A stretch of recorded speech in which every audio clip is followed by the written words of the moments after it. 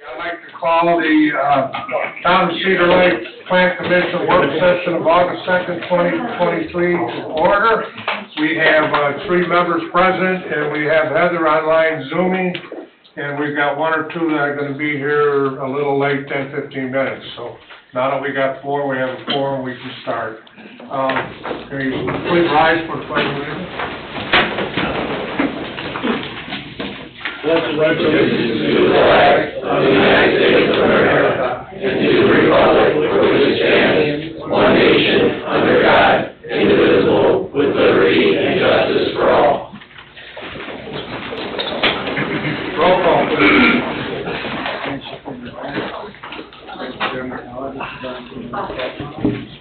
Mr. Carnahan? Here. Mr. Foreman is absent. Mr. Hunley? Here. Ms. Bethauer? Present. Mr. Sharp is absent. Mr. Parker is absent. Mr. Capura? Present. Mr. Oliphant? Here. Mr. Austin? Present. Ms. Abernathy is here. Ms. Hyde is here. Okay. All right, this is a work session. Item 1 is Lakeside South Concept Plan. Owner Cedar Lake 133 LLC, 8900 Wicker Avenue, St. John, Indiana. Petitioner Shilling Development, 8900 Wicker Avenue, St. John, Indiana. Vicinity of 5604 West 141st Avenue, Cedar Lake, Indiana. Requesting petitioner is presenting a concept plan for Lakeside South and discuss rezoning the property to a PUD.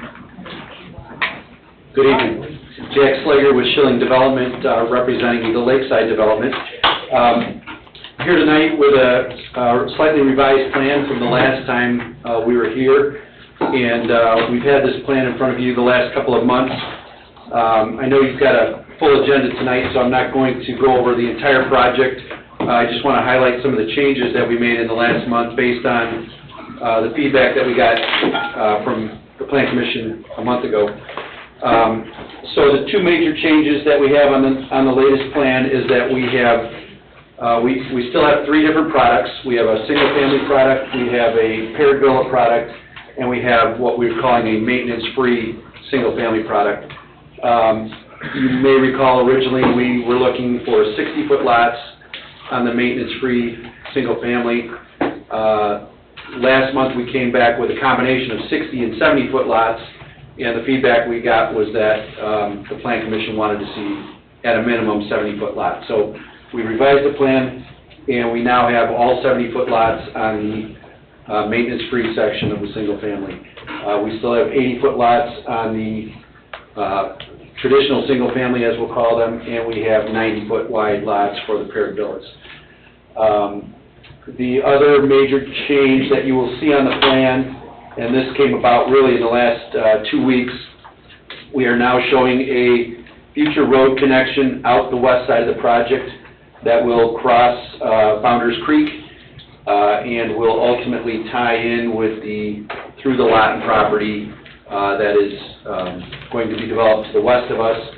Those 2 properties will now connect via a road across Founders Creek, and ultimately we will have a 4th access point into this development that will go out to Morse Street. I'm sure that will be one of the later, if not the last phase, as we work our way towards the perimeter of the subdivision, but that's a nice addition that will also allow the bike path to cross the creek with the road at some future bridge and connect those 2 and ultimately connect this subdivision into the new Founders Creek Trail. So those are the highlights of the revisions that we made since the last time we were here. And again, I wanted to be somewhat brief because I know you've got a full agenda, but if you have questions, I'll be free to answer those.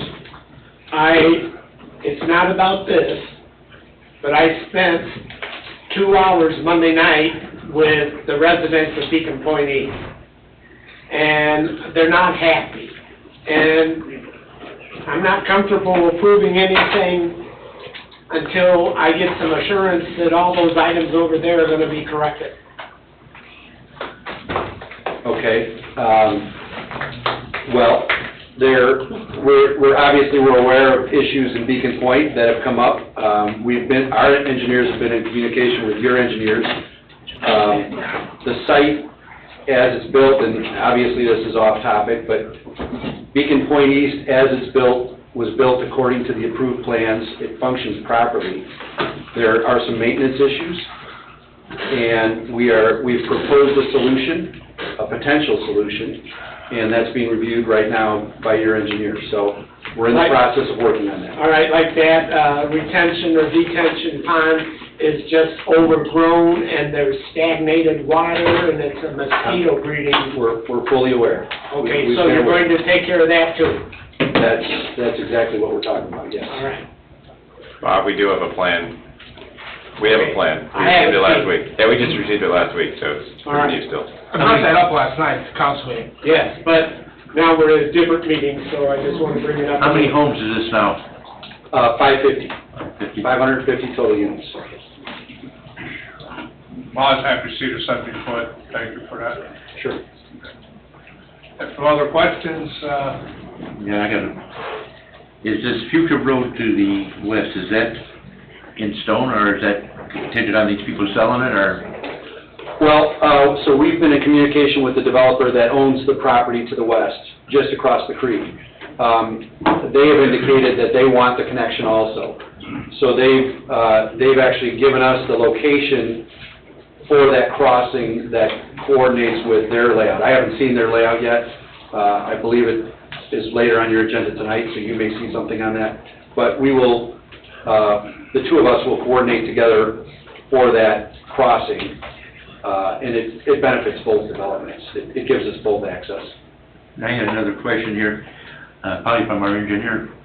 Between your 550 homes and whatever Lawton's gonna build, is our sewer plant capable of handling that much more flowage? If not, what are our plans to build a new sewer plant or what? I believe it's capable of it. I'm not the utility engineer for the town. And that's my understanding, and the town is, the JMOB that oversees the operations of the sewer plant have a proposal from Westler Engineering to do a service area exploration of what future build-out would need to be, so that way we can plan an appropriately sized expansion onto the facility. In conjunction with that question from him, I was last told that our capacity down in Lowell is at 75%. Is that still correct? That's probably an approximation. Okay. Do we have an idea how many, like 800 homes, how much that would increase the capacity? Without having an engineered concept plan on expansion, I can't tell you what a proposed conceivable expansion would look like. But it would probably be in the millions of gallons. And he told us before, Jim, that it's a 10-year plan to have it completely built out. 10-year development plan, likely the build-out would even extend beyond that, but best case scenario, 10 years to develop, probably 12 to 15 years as a build-out. So 2035, something like that. Way Yeah, out. especially with the interest rates being what they are, it's gonna be a long, slow go, unfortunately. Yep. Hope not very long, but unfortunately. Yeah, so our plan going forward, we're going to continue to work on the PUD ordinance that we'll work on with the staff. We would propose that we would like to advertise for the public hearing for the September 20th Plan Commission. That's about 6 weeks out. I've checked in on the traffic impact study. That should be ready in about 2 weeks. So I will forward that to the town when I get it.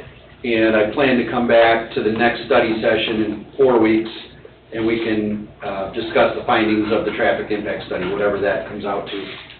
And then if there's other questions at that point, so we'll have at least one more study session to come into, and then we'll go ahead and conduct the public hearing in September and see how that goes and move forward towards getting the PUD zoning.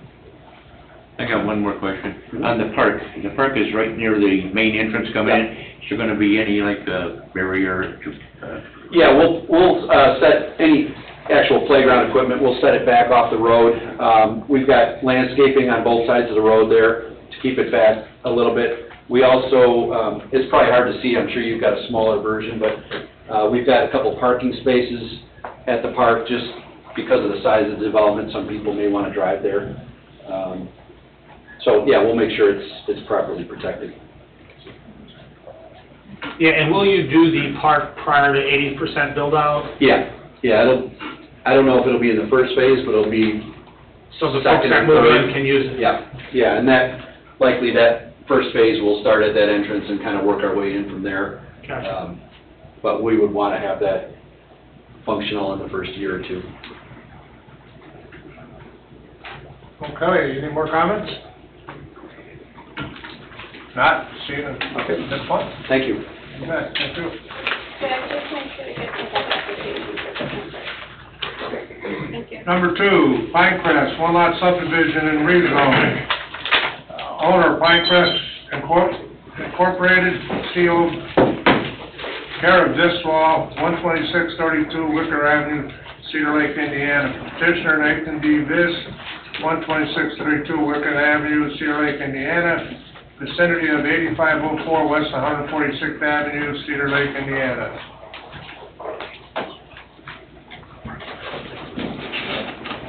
Thank you, Mr. President.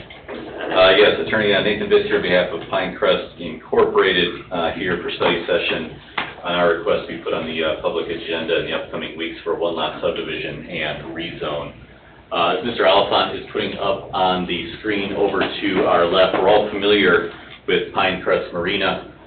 It has been in existence and operational for several decades and serviced the lake community here as well as many visitors.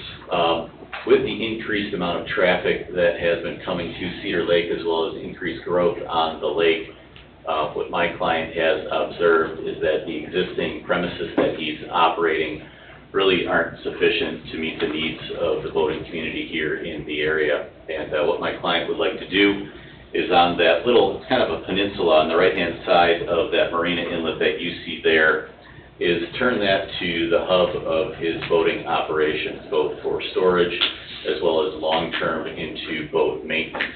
Really what the lake is in need of, he has observed in the course of his business, is the easy access to pull boats out of the water, to maintain them, put them back in the water, as well as the ease of pulling boats out of the water to store them. So what we are looking to do at this particular section is to create a one-lot subdivision that would encompass the entirety of that marina inlet that you see on the screen before you. We've submitted to you, to the commission, then a proposed set of a planned unit development of what would be encompassed in this area. As I referenced, the goal to turn this existing area would be basically into a full-service operation for all marina uses and all uses that are related to that. But at the same time, we also recognize that there's nearby residential. The two uses have coexisted for several decades, and we want to ensure that that continued coexisting use is going to continue. So what we've outlined within this planned unit development is not broad all uses, for B1, B2, B3, but instead is we've limited what allowed businesses can be, and that's on page 6 of Exhibit D, the design standards and covenants. And those are listed to be appliance repair, appliance store. You may ask, well, what does that have to do with boating? There's items that go in and out, so just to be all-encompassing, wanted to include those within the zoning. Business and professional offices, my client would be maintaining part of Pinecrest Marina, so that needs to be required. Retail business, he sells boating merchandise, clothing, outboard, inboard motors, things of that nature. Sporting goods store, allow recreational vehicle service station, repair, rental. It is not a public parking lot, but it would be a private parking lot. It would allow for recreational vehicle storage, recreational fuel station, private development for berthing protection of recreational boats, commissary facilities, if we want to use the old school term for selling food and various items that you're going to be using when you're enjoying time out on the lake. Retail business to sell commodities for persons using the zoning districts such as boats, engines, fishing equipment, bait, similar items. We want to keep the option open in case my client observes the need for people who are coming in. Perhaps you want a seaside restaurant that could be located in that marina, so we'd like to incorporate that use that could possibly be included there, and then any and all resort uses that are currently allowed by the local code. I should indicate that the marina use is what is there right now, but the marina use does not encompass all the potential needs that my client is seeing as he consolidates his business to this location and looks to serve an expanding boating community here. If you turn to, and forgive me, Ashley, I don't know which addendum it is, but there is a nice engineer drawing from DBG that's part of your packet. You can kind of see then on the screen in front of you what the proposed development is going to look like. And what we're asking for is what's allowed by code, which is allowed up to 50% building coverage area on ground surfaces that do not include water. For the front yard, which is the front area, which is the swale that you see with the roadway, 147th Avenue, what we're asking for there is what the code allows, which is a distance of 25 feet from the building line to the street right-of-way for any future new expansions. I would note, I don't know, Mr. Alphon, if you can zoom in, but probably due to some very ancient surveying that went on in probably the 19-teens or 1920s when this roadway was platted, you can see actually that the existing roadway cuts into my client's property quite a bit, and if the roadway were to be built out, it technically would encroach in upon the harbor area. So one of the requests that we have in our development agreement, Mr. Chairman, is that the town would agree to go no further north of the existing roadway, because otherwise that's going to encroach upon the marina area. And the other request that we have in this particular area is, as much as my client agrees that we need to push for sidewalk and walkability through the town, as you can see with the existing layout, what we're subject to from the survey years ago, the implementation of a sidewalk really in that area isn't feasible. So my client would request relief from any requirement to put a sidewalk through that area. It's my perception that I think as we create walkability around the lake, putting the walkability on the far side, not on the inside of traffic, is probably something that we should look into as a town. If you work our way to the side yard, Mr. Alphon, you can work your way a little bit to the right. What you can see there is one of the buildings on the right-hand side is very near the property line. There used to be an old railway that would cut up and drop folks off right next to the lake. What we are proposing along that entire right side was that there would be a 5-foot green buffer strip, which would have to be comprised 50% at least of evergreens and minimum 5 feet tall to begin with. When you work your way to the north then, adjacent to 146th Street, same thing, we would implement into the PUD that there would be a strip of at least 5 feet of green space, and that would be filled in at least 50% with evergreens or like-minded trees, 5 feet in height. In addition to that, then, because this is such a unique area and right next to the lake, we've had conversations between DBG as well as Mr. Alphon's office as to its location next to the water, and Don can correct me if I'm wrong, but one of the things we're concerned about here is just the sheeting of water right off this property into the lake. If you do have a very hard, non-porous surface such as concrete or asphalt, it can just lead to easy sheeting going off of it. And one of the things that we're proposing with this development is that on the inside of the marina inlet that touches the right side of the property, along that whole stretch basically we would have a green belt of grasses, natural area that would be within the first 15 feet of the water's edge.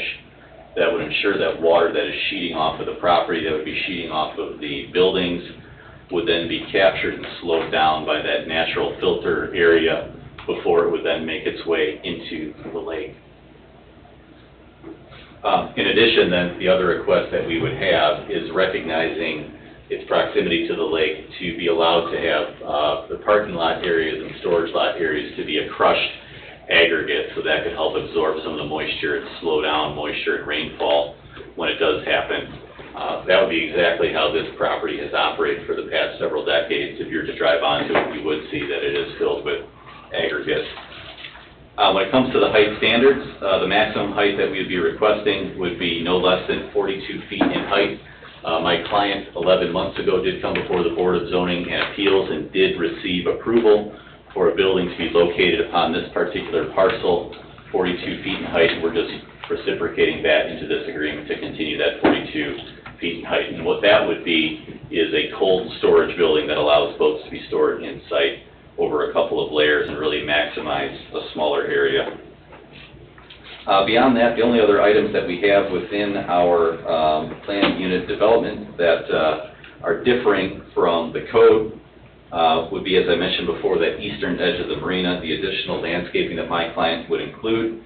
The other item that is part of the proposal is along the entirety of the marina, after that cold storage building is built, my client would be redoing that entire seawall with a nice vinyl that you can see on the far northwestern side, and redoing that entire pedestrian walkway around the entirety of that marina, and offering a really nice feature for folks who are utilizing it. I did include in the proposed PUD, Don and I have discussed this, that the building would be able to drain right off into the lake, and speaking with Don, he's indicated we probably don't want to do that, so that's something that we can work on the next couple of weeks as to how we want water sheeting to not come off the building, but instead to be distributed to the parking lot before it hits the lake. The other item that I had in the proposed plan unit development was water service from the town. I was of the impression we did have a water line there. We don't, so we'll take that out and agree once water comes through at that point in time, we would then connect to the town's water system. Recognizing its proximity to residential as well, what my client is proposing for lighting in the area, especially in the area surrounding the marina, is that we would mirror the lighting that the town has been incorporating throughout, that kind of sea-faring feel. So my client is proposing that he would match those lamps surrounding the marina area.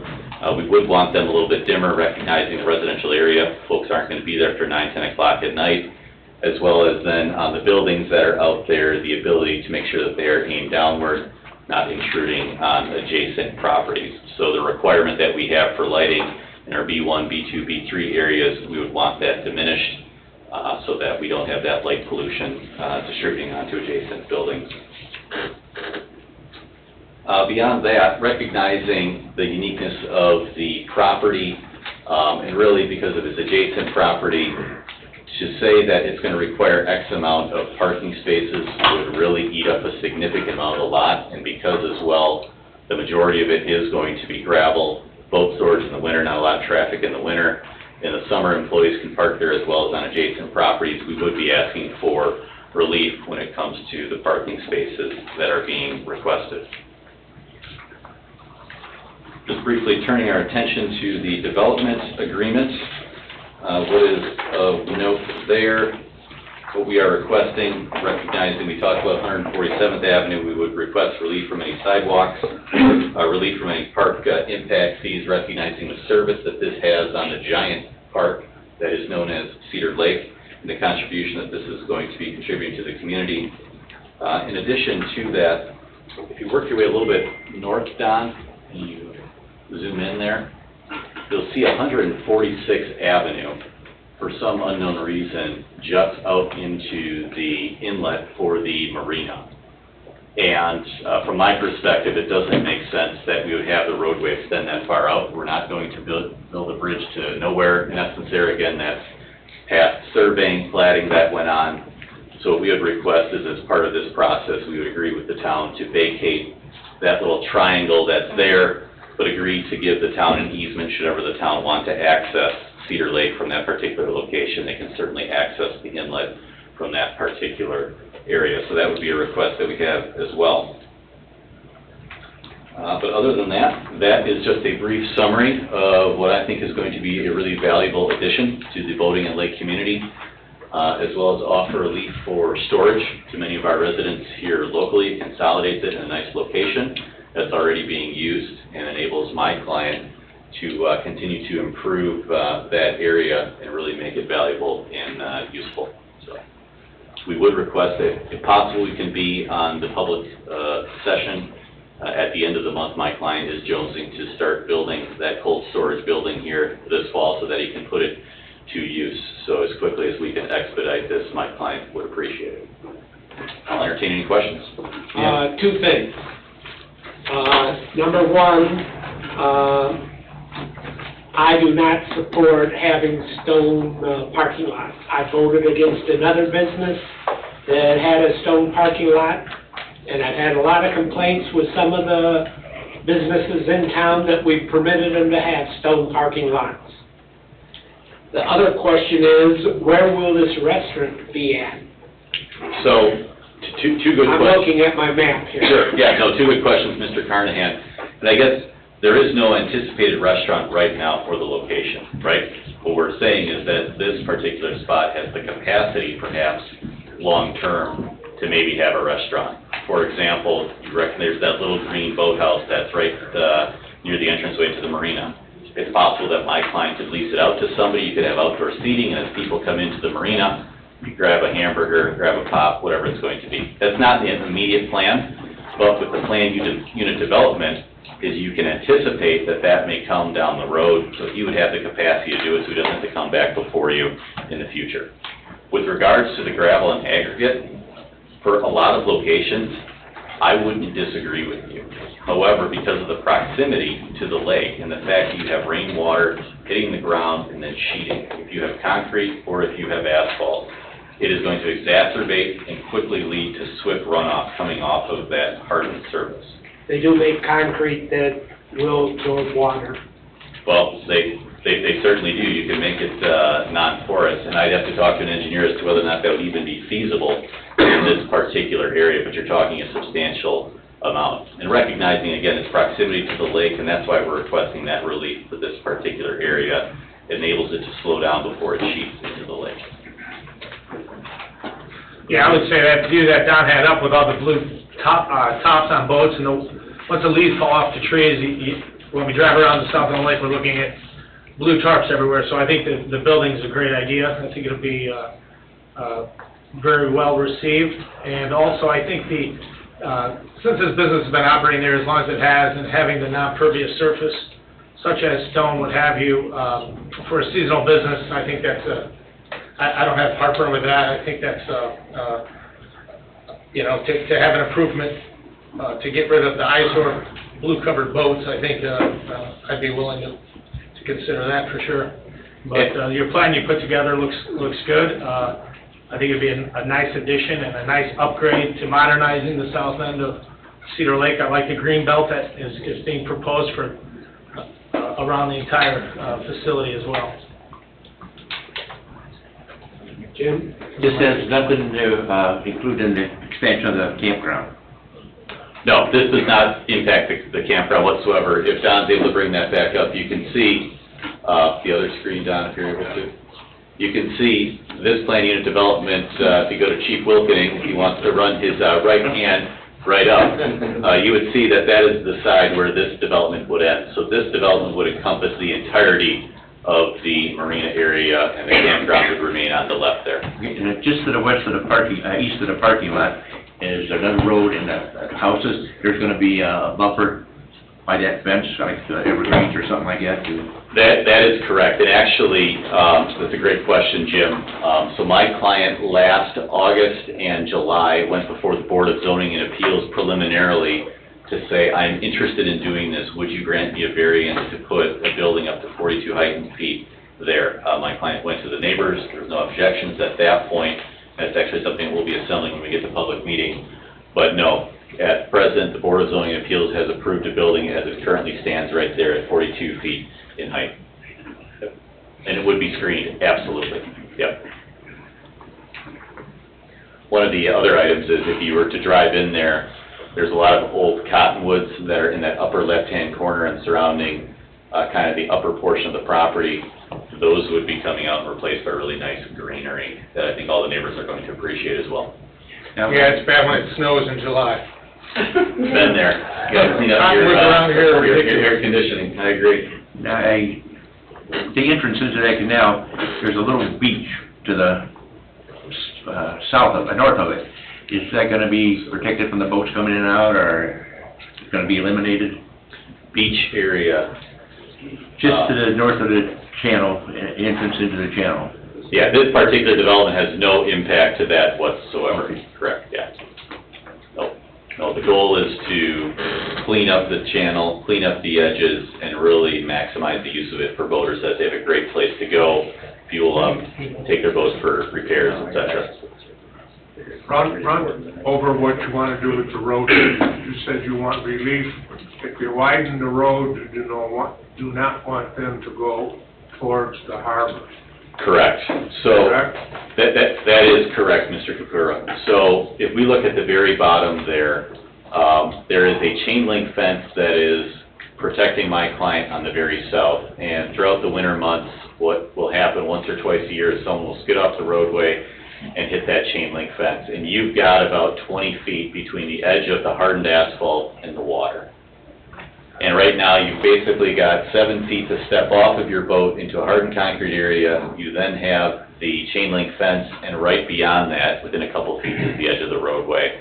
And if that roadway pushes itself any further north, in my opinion, you're starting to run into a potential health, and safety concern. So what my client would like to do is keep the fence there and long-term replace it with a much nicer looking fence, but recognizes there's really no room there for a sidewalk. Well, I agree with that, but my question is it okay with the town? Can they widen that road, can they go the opposite direction of that, to the other side of the street? As long as there's enough right of way, we can.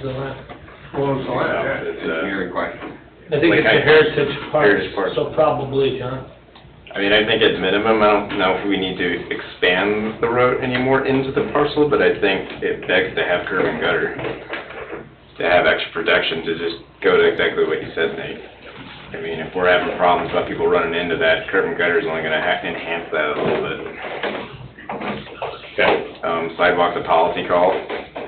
I think there's obviously some future intent to have sidewalks to go from west to east through the lake. This would be one of your primary corridors. There is a bigger green space area in the southwest kind of radius, the other side. But yeah, the right-of-way is skewed and off-center. So the right-of-way really should be pushed a little bit through that radius. Our $3.5 million sidewalk project that we got approved for that we'll be having in the future, is that on the east side of Morris or the west? Well, it's west side of Morse, and it jogs between the east and west of Lakeshore Drive. Okay. So, going around by let's just call it, Chamber. Mm-hmm. It will be on the north side of the road. Chamber's going to be on the south, because that's where it is now. Okay, so we will not, so it'll just But will it does, cross the road? it does cross the road in at least 2 locations. Right. Because some of the houses are so close to the edge of So then our walking path / sidewalk goal, our dream of having people make it around the lake, walking, bicycling, what have you, jogging, having only one sidewalk on one side of the road there would conform to other areas of what we're going to be unfortunately stuck with. Yeah, I mean, we have. just the history of the town and some of the corridors and how tight they are. I mean, if you really want them on both sides of the road, you're looking into heavy land acquisition and potentially demolition of existing homes.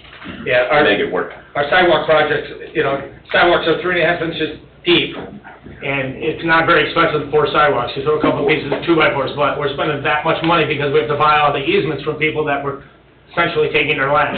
So it's quite an endeavor when you want to put sidewalks. But it's an ultimate goal of this community, and it's needed at least on one side of the road. But so in this case, I would be totally fine with it being on the south side of the curve.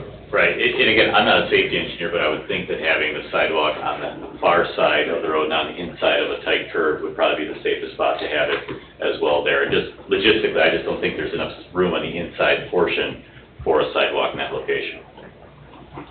I believe Lake County Parks own the west, on the other side of that road, and it goes from like 6 foot maybe to just a foot or two, where it could be, sidewalk could be on that side. Right. And I would think them being a recreationally minded entity, I would hope would endorse the concept of recreational sidewalks and working with the town to enable that to be there. I agree with Bob on the parking lot having to be asphalt. We insist on some other properties in town who do storage have asphalt, not gravel. And I think we have to be consistent, and I think we need to go with pavement on this area here also. Yeah, I appreciate that, Mr. Kabir. That's actually a past client of mine. The benefit that we had in that particular situation was an adjacent neighbor that was willing to, in essence, give up an easement and a license on her property to serve as a catch basin to sheet all the water off of that hardened asphalt, which then allowed it to catch, and then it allowed it to swale into Cedar Lake. And I'll defer to engineers on this question, but I think that's a little different, in my opinion, situation than here, when there's really not, if we were to go back to the engineer drawings, here we really don't have opportunity, if we were to asphalt that entire area, to catch that water and slow it before it then sheets into the lake, is I think the concern that's been actively discussed with the engineers today. There's always a way, Nate. The main marina is crushed stone now too, right? Correct. And there has been no problem with that, huh? Yeah, no, it's been crushed stone for a very long time. My only concern with crushed stone would be residential immediately to the north and east. When it's dry, stuff is dry and it flows. Well, I would argue now that it's so hardened and only parts of it's actually really aggregate that you don't have that. Once you make it new and roughly, new aggregate, you get all the fines in it again, and that can be an issue if you have west southerly wind. well, I think the benefit too, Mr. Alafant, is the fact that we're not dealing with a quarter-mile stretch where you fly down and that's what kicks up your dust. We're dealing with a very short entryway where your speed going through. I'm not even talking about vehicular. I'm just saying wind. I would hate if I lived on the east side or north side to deal with that. I mean, sure, the screening will protect that to some extent, but that's also assuming the arborvitaes or screening is going to grow in pretty quick. That takes time as well, so. No, it does, and if that means we want a greater density of 65–70% density, then that's something that we can certainly discuss. We also did the same thing as Cedar Lake Storage, wouldn't let them open their business until they paid that parking lot. And that's the one I was referencing, Yeah. Mr. Carnahan, is thankfully they did have a neighbor to the north of them that gave up about a half acre to create a big swale that allowed all that water to sheet into that big pond area that was a natural green area that then was able to collect and then sheet it to Lake Michigan. So that was the benefit that they had in that particular situation, which we do not have in trying to compress the location. Got a big catch basin So, on Cedar Lake. Well, and then we get to Mr. Alafant saying we can't just sheet it directly, and we need to slow it down, and it's heating up on the asphalt. That's the other issue. Well, Is there's if you, gotta be some other method for slowing it down, because I think when it's hard packed like that, it's gonna act like asphalt or concrete. How many years has it been packed in? Try to throw a shovel through that and see how far you go. I've landscaped many a year, so I understand what you're talking That's about. what I'm talking about. Mr. Chairman, I have a question. So right now, in the light, the building is surrounded by a lighter gray. The building is super light, and then surrounded by a lighter gray. That's, right now on your drawings, it says impervious hard surface, concrete, asphalt, or gravel. So the other darker gray to the southwest, it says repave existing asphalt parking lot. So we Correct. are only talking about the area that shows the parking spots, right? Exactly. Like So south of the building? what you see to the left of the proposed boat storage building will have to be a hardened surface because you have boats coming out of that little inlet there that can then be transported into the boat storage. Yeah, it says reinforced concrete. The aprons surrounding the boat storage building, several feet, will be asphalt. And then right when you drive in will be asphalt as well. So it's the light and gray area in the middle that we are asking for that. Okay, so where the parking spots are is asphalt. Correct. I see.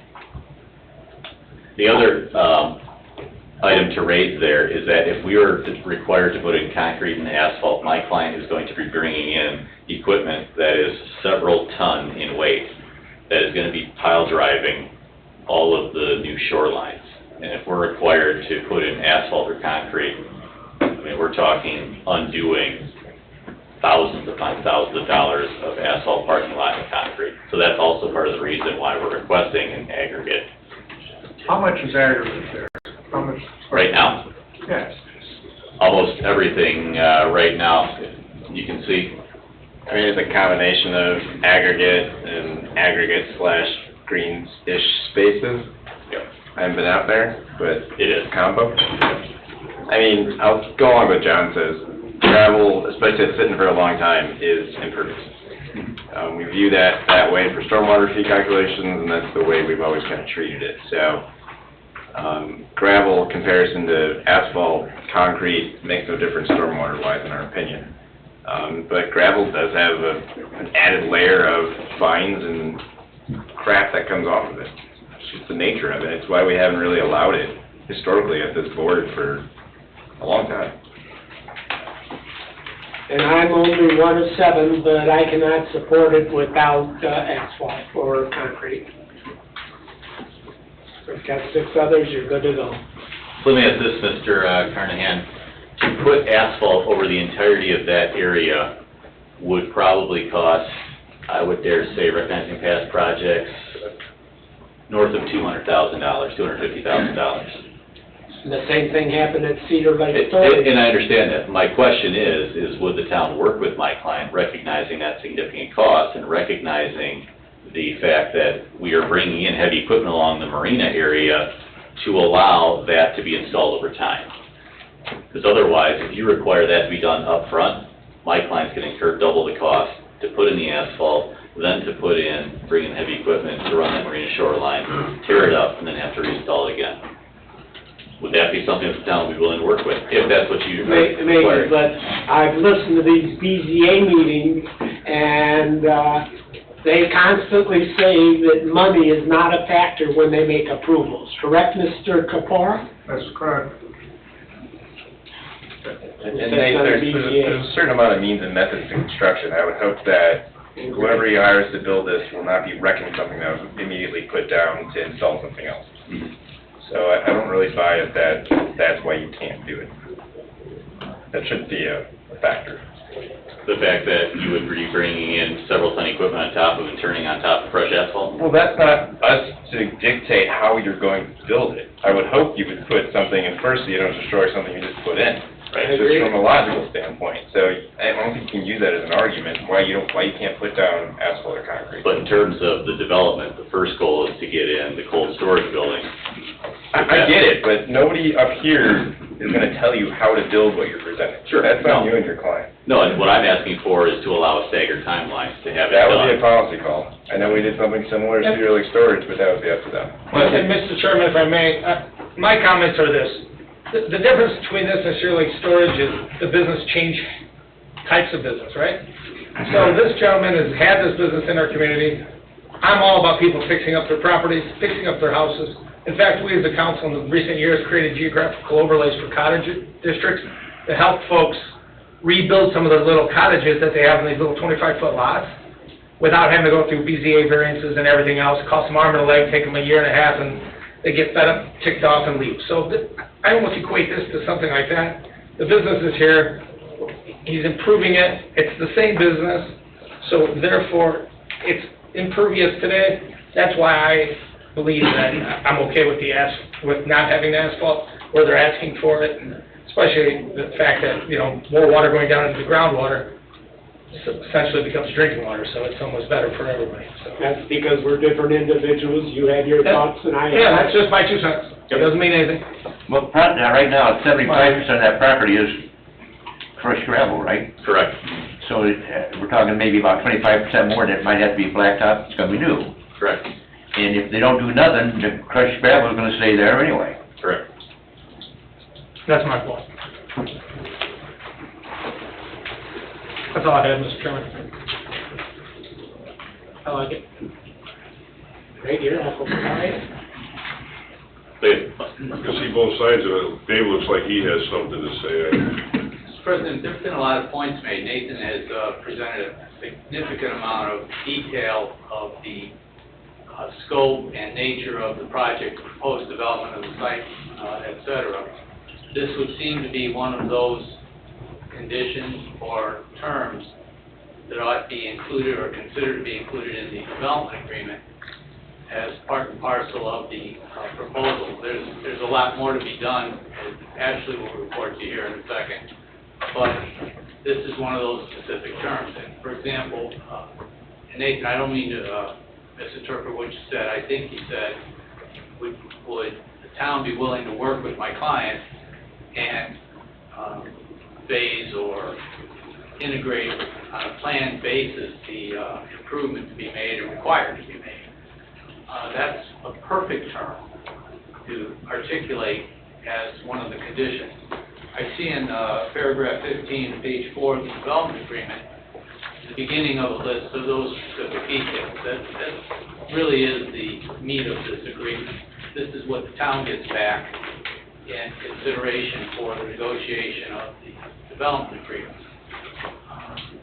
So we're really not quite there yet. If I'm standing in Nathan's shoes, I'm thinking, well, how do I balance this? And make a proposal to the town that both meets the custom and practice and finds a way for this development to proceed in a smooth and efficient manner that's quality. That's how I see it. And the club is the approval of the ordinance that includes as an exhibit the development agreement that contains that language, those terms, and that business, it's a business plan essentially. Correct, it is. And I recognize that the town at the end of the day says we have these standards and that you've got various means to do it. Yeah, we'd love to say we can do it one fell swoop, but the reality is we can't. So how do we collaborate to enable a need that this community has? Exactly, and you've laid across the bow the no sidewalks, no park area. I mean, you've begun that dialogue, and now it's a matter of articulating it so that it comes back to you clean with this meeting and these comments and this information in hand, an articulation of where the town stands on important items to the town. But there again, if we give that stuff up, that's a lot of stuff, and there should be some compromise and give us the other, like the asphalt. That's the point, Bob. That's exactly the point. Been sitting here thinking about, I mean, the town is spending, is it $10 million on eco restoration right now? What is the number? 8 million? 9.3. That's close to 10 million. Close only counts as North Shoots and hand grenades. So the town's gonna spend, we're spending $9.3 million on eco restoration. And I agree with John that it's been like it is for decades, and it works, and it's fine. I guess my hang-up is the hump that I'm trying to get over. I don't disagree with Bob because I don't like the precedent for, I think everybody should have the same set of rules, and the perceived two sets of rules always irritates me. I think everybody that comes in here should be treated the same. But the caveat for me, and what I'm struggling with, is if there's a way to make that better, that enhances the life of this eco restoration, well, that would be the time to do it, is while we're doing this, and I don't know what the vehicle is to get, I mean, I'm certainly not opposed to seeing something done in phases or whatever, and you coming up with a provision for that. But, I think because we're doing the eco restoration, that it's time to do something to prevent anything from infiltrating into the lake from there, whether it's aggregate, petroleum products, or anything else like that. And I'm just thinking that from a responsible standpoint, and you know, if you're working on it and you're gonna do some stuff over there anyway, maybe that's just the time to do it. Yeah, and that's why I appreciate that, Mr. Parker. That's why we come with the idea of that green strip that would run along that entire marina edge to act as kind of a barrier. Yeah, and I understand that, but you're still gonna, from an aggregate, you're still gonna get that infiltrating into the lake and heavy rainstorms. And you're gonna get something from asphalt too. But, I mean, if the asphalt is kept, and they're pretty meticulous with how they keep things up over there, the asphalt is maintained, I think that's probably, or if it's the pervious asphalt or concrete like Bob was talking about earlier, is it impervious or pervious? Do you remember what that is? Pervious, yeah. You see a lot of that down south, but up here where it's a little more heaving. Somebody did it here. Your parking lot has one. EJC, Yeah. landscape, that's pavers, those are, Yeah. His parking lot has one. yeah, yours is too. I mean, those are my thoughts. Yeah. So what I'm hearing then is we need to hear a bit more from engineering, it sounds like, on review of the entirety of the project. There's a lot there, so we'll discuss that.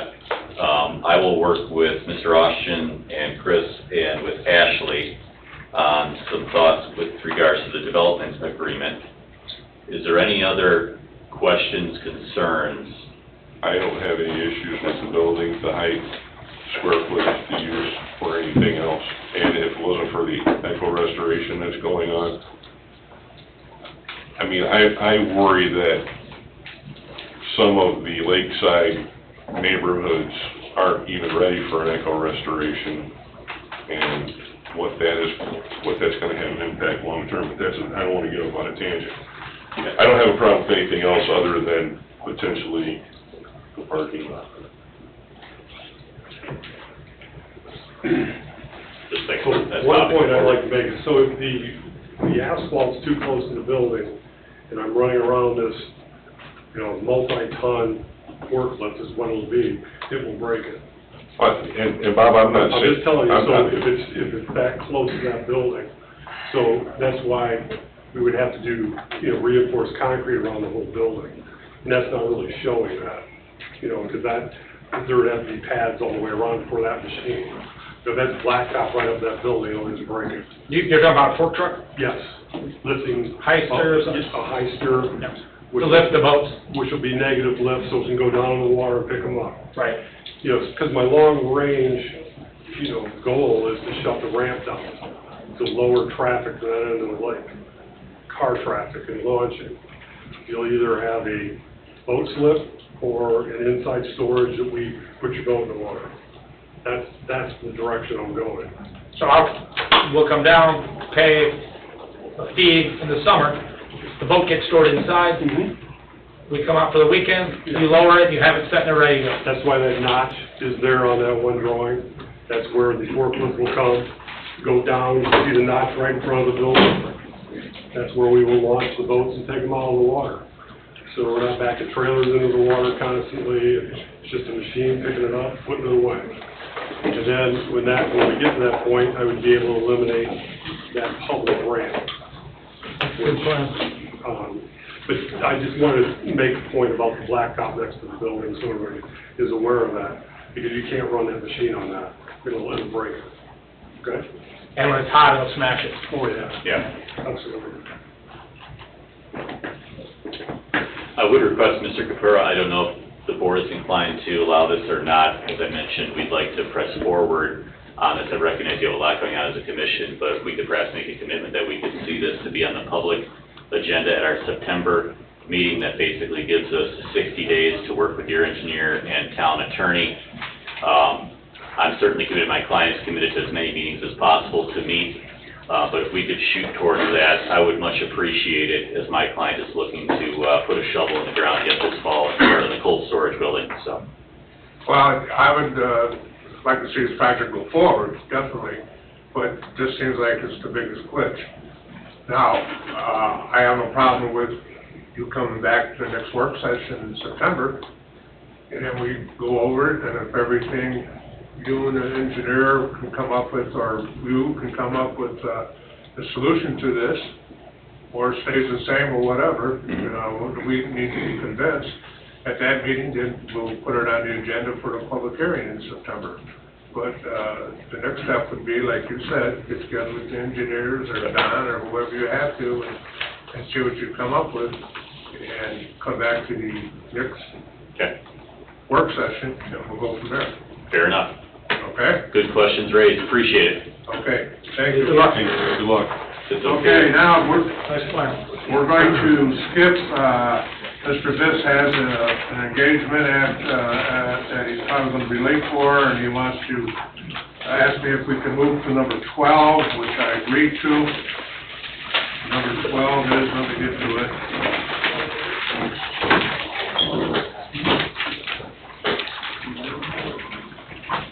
NYBY Development, final plat, owner NYBY Development Corp., 13070 Dunn Meadow Drive, Porter, Indiana. Petitioner NYBY Development Corp., David Lee, 130 1370 Dunn Meadows Drive, Porter, Indiana. Vicinity of 9710 West 133rd Avenue, Cedar Lake, Indiana. Petitioner is requesting the final plat for a one-lot subdivision. Thank you, Mr. Chairman. That is correct. Nathan Viss on behalf of Nivy Development and David Lee. We're here requesting to be put on the public meeting agenda at the end of the month to approve the final plat for this development. The board is familiar with this development. I think it's a very great-looking development. At the last meeting that we were together back in July, was it June? Time has flown. One of the items requested by the board was a set of uses and covenant restrictions for the property.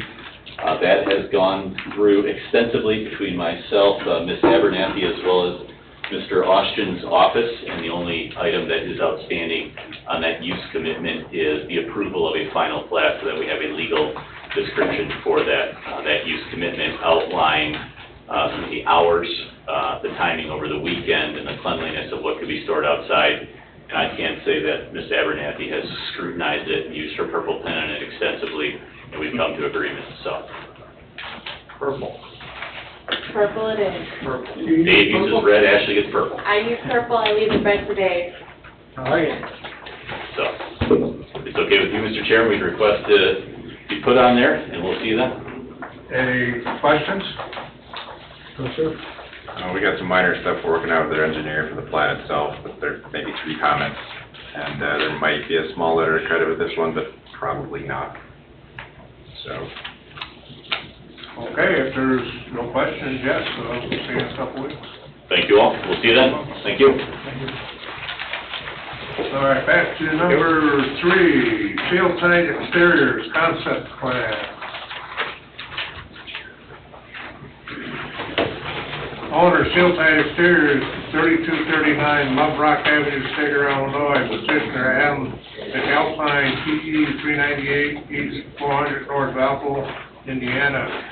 Vicinity of 13741 Osborne Street, Cedar Lake, Indiana. Good evening, your name and address for the record, please. Good evening, Adam McAlpine, 398 East, 400 North, Valparaiso, Indiana. Here tonight on behalf of Vince Brassanone. He, his wife, and their 2 boys have a family-owned business, commercial roofing company, currently located in Stager, Illinois, and they've chosen to relocate to Cedar Lake. So after making that decision, they bought Lot 10 in the Lakeview Business Park off of Osborne Street. This is, as you know, a planned unit development with its own design regulations and all of these shovel-ready lots. So they've got a great lot right there on Osborne Street. Is that where we're at, Don? Yep. Okay, great. Yeah, right across the street from the detention pond. So what they're looking to do on that lot is build an FBI building, pre-engineered building with 4 vehicle bays, front office area, and we're working with Mr. Oliphant. He's provided a review with several comments, and we're working through those, and we'll get those resubmitted to the town. 10 parking spaces for his business.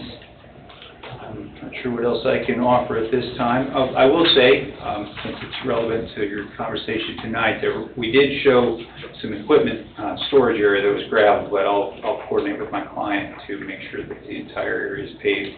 That was going to be a fenced-off area just for exterior storage. I think Don did bring it up in the comments, but we'll put it into asphalt. All right, this company is a single-ply contractor, single-ply roofing? Yeah, flat roof, commercial Flat roof, buildings. but he does single-ply rubber roofs, right? Or does he do? Yes. Yes, right. Membrane. So where is he gonna store his materials? I mean, what size projects does he do? Does he have materials delivered to the job site or to his warehouse? I'm not in a position to answer all the specifics, but I can get you answers. Well, that makes a big difference, because if he's gonna store materials at his warehouse, I wanna know how much space he's gonna use, or how much, material he's gonna have stored there. Usually you're gonna put some sort of insulation underneath the single ply, so is he gonna store insulation? And I mean, there's all different sizes, and, a lot of it could be, EPS, you know, expandable polystyrene, it could be, isocyanate, it could be all kinds of different size boards. So all that, you know, makes a lot of difference. And how many vehicles does he have? Again, I don't have all the specifics on his business. What I can say is he's coordinating with FBI, make sure he has an appropriately sized business for his vehicles. I don't know if he buys his materials based on the jobs, or if he purchases them and stores them on site. Yeah, but that's important to know, because in that area there, if you're gonna have a lot of semis coming in, or what have you, you know, I don't know what his big projects are.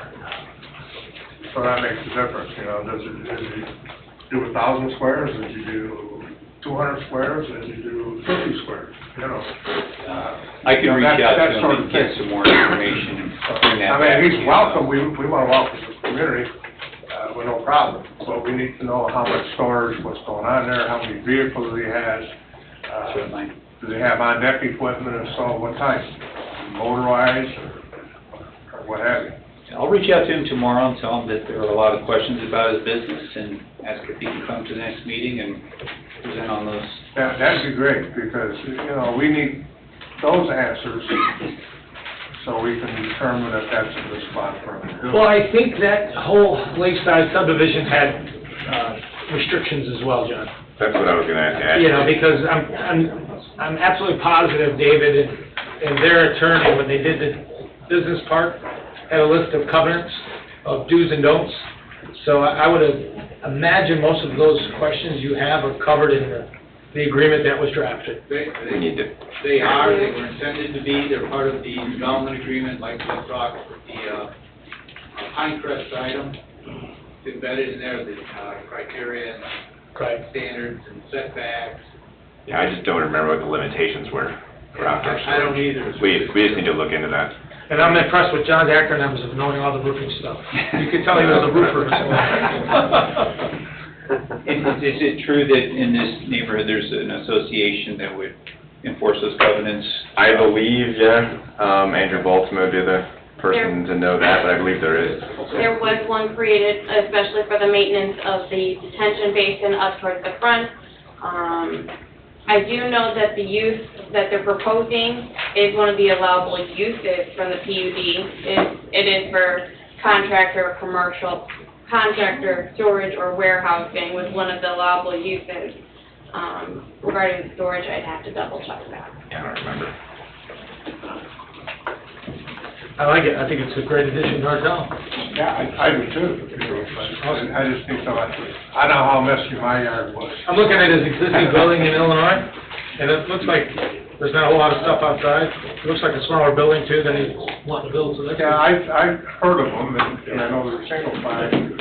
I'm pretty sure that's what it is, but I just need those questions answered for me to make it. I was really impressed talking to him. He's setting his business up for the next generation in Tucson. He's getting ready to take over, and he's chosen Cedar Lake. So he's thinking of the future, and if there are requirements here, I'm sure he'll follow them. Sounds great. Do you have any other questions? Sure. Well, then we can find all that out, and you come back to the next work session and go from there. Thank you. All right, thank you.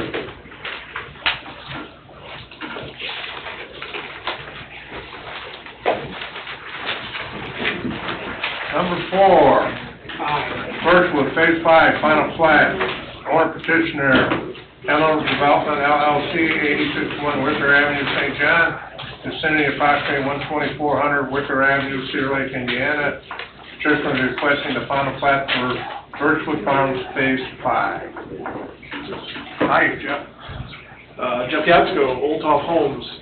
This was on the agenda last month. This is Birchwood Phase 5 final plat. It's 4 lots, the last 4 lots in Birchwood. We had one kind of housekeeping item that we had to clean up before last month, which is the maintenance letter of credit that's next on the agenda. So I think we've got that all straightened out. So we will be here in 2 weeks asking for approval of the final plat for those 4 lots. The plat's pretty much done.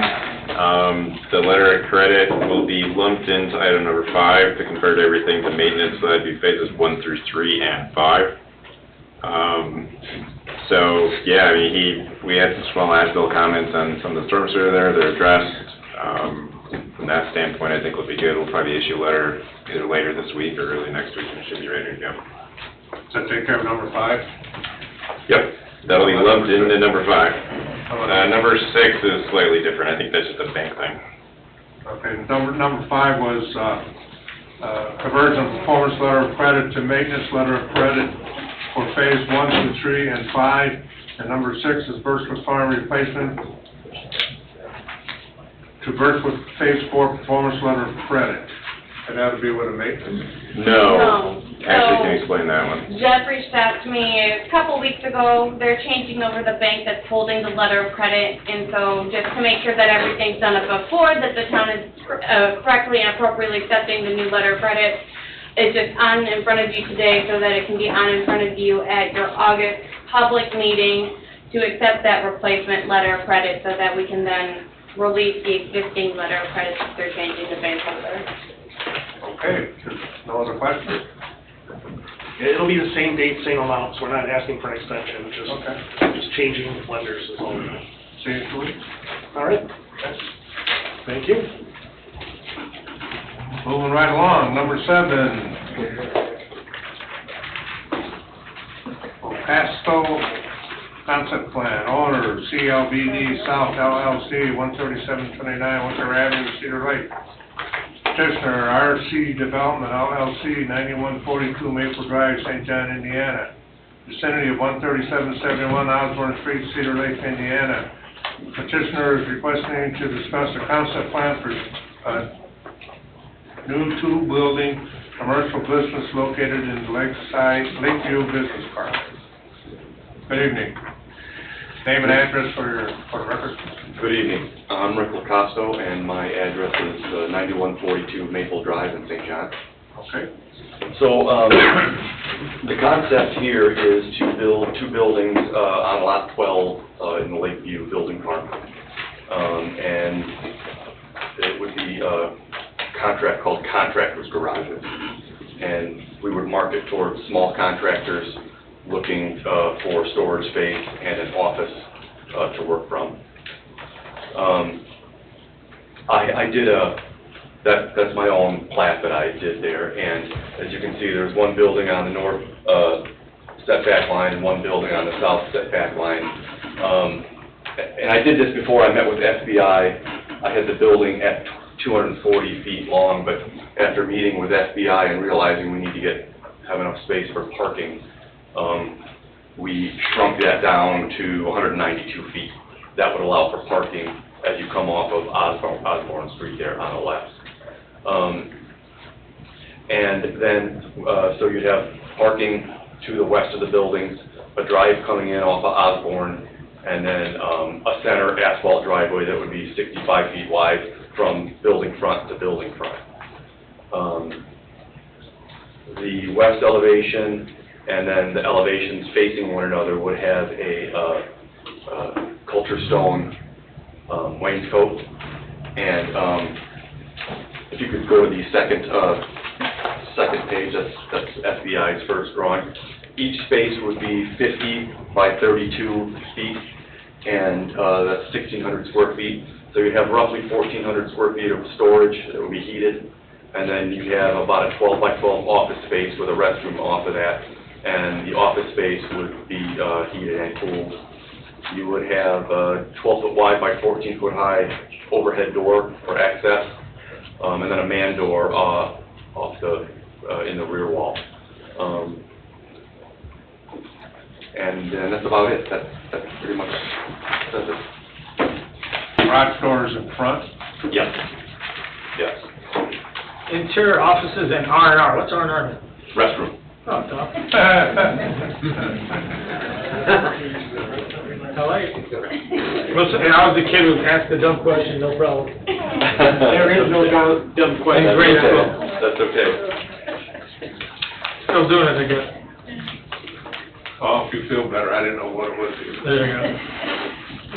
I like it. This is, jobs in our town. I mean, this is what it's all about, off Yeah. 41, and it's gonna be unbelievable. Where we're located, relationship to Illinois, with the state being proactive for business, it's great, so. What would they be storing? I mean, So I'm thinking you're looking at painting contractors, plumbers, electricians, so it's conduit, other types of raceways, panel boards, that type they're of not gonna have trucks parked there overnight or They get parked inside inside? their unit, yeah. Not outside, per se. We will discourage against that, yeah. You store your roofing material there. Again, I think the covenant's fine, I don't have it, it's pretty. But there again, it was developed as a light industrial park, and, so it won't have the same, restrictions that we have in other parts of the town. The three, there's 18 businesses gonna be in there, 3 are commercial on 41, and the rest are light industrial to the back.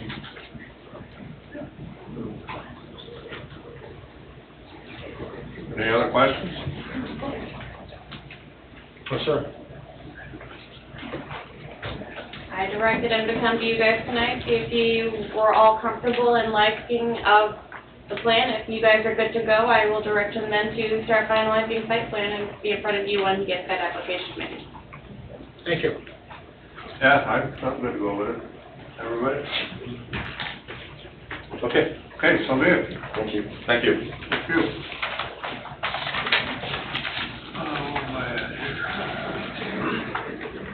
Number 8, Lakeside preliminary plat extension, Cedar Lake, 133 LLC, PO Box 677, St. John, Indiana. Petitioner Schilling Development, PO Box 677, St. John, Indiana. Vicinity 5711 West 133rd Avenue, Cedar Lake, Indiana. Petitioner is requesting a 1-year extension for the preliminary plat for Lakeside Unit 2 from September 18, 2023 to September 18, 2024. Hi, Jack. Good evening, Jack Slager with Schilling Development. I actually have the next 3 items on your agenda, 8, 9, and 10, all very similar. These are all projects that are ongoing and have received primary plat approval in the past. Our primary plat is good for 12 months each time we final plat a section. Lakeside has been extended a few times in the past. This is part of the original Lakeside development. I'm happy to announce that we've started moving dirt there this week, and so Lakeside is finally back up and running. We automatically ask for a 1-year extension on all of these because that's what's allowed. We won't need the full year. We expect to be in here before the end of the year for a final plat on Lakeside, but as I said, with all these, we're just automatically request a 1-year extension on the primary plat. Anything, Don? Anyone else say? Mr. Darrell? Ashley, you're good? I'm good with it. I know they intend on being here relatively quickly for the next phase for Lakeside, which would then punch it out a little further, but they need this extension before they can come back for final plat. All right, just let me read what, that's number 8. Number 9 is the Beacon Point preliminary plat extension. Beacon Point, well, the same owners, Schilling, vicinity of 13830 Paris Avenue, Cedar Lake. And then number 10 is Oak Brook preliminary plat extension. North side of 129th Avenue, apparently a quarter mile east of US 41. Question of 1-year extension here also. So if there's no further questions in that, then I'll see you in a couple weeks. Okay, very good, thank you. Thanks, Jack. Thank you. Number 11, Young's Way, final plat, owner petitioner, L&L Capital Assets LLC, PO Box 2010, Cedar Lake. Vicinity of 13310 West 133rd Avenue, Cedar Lake.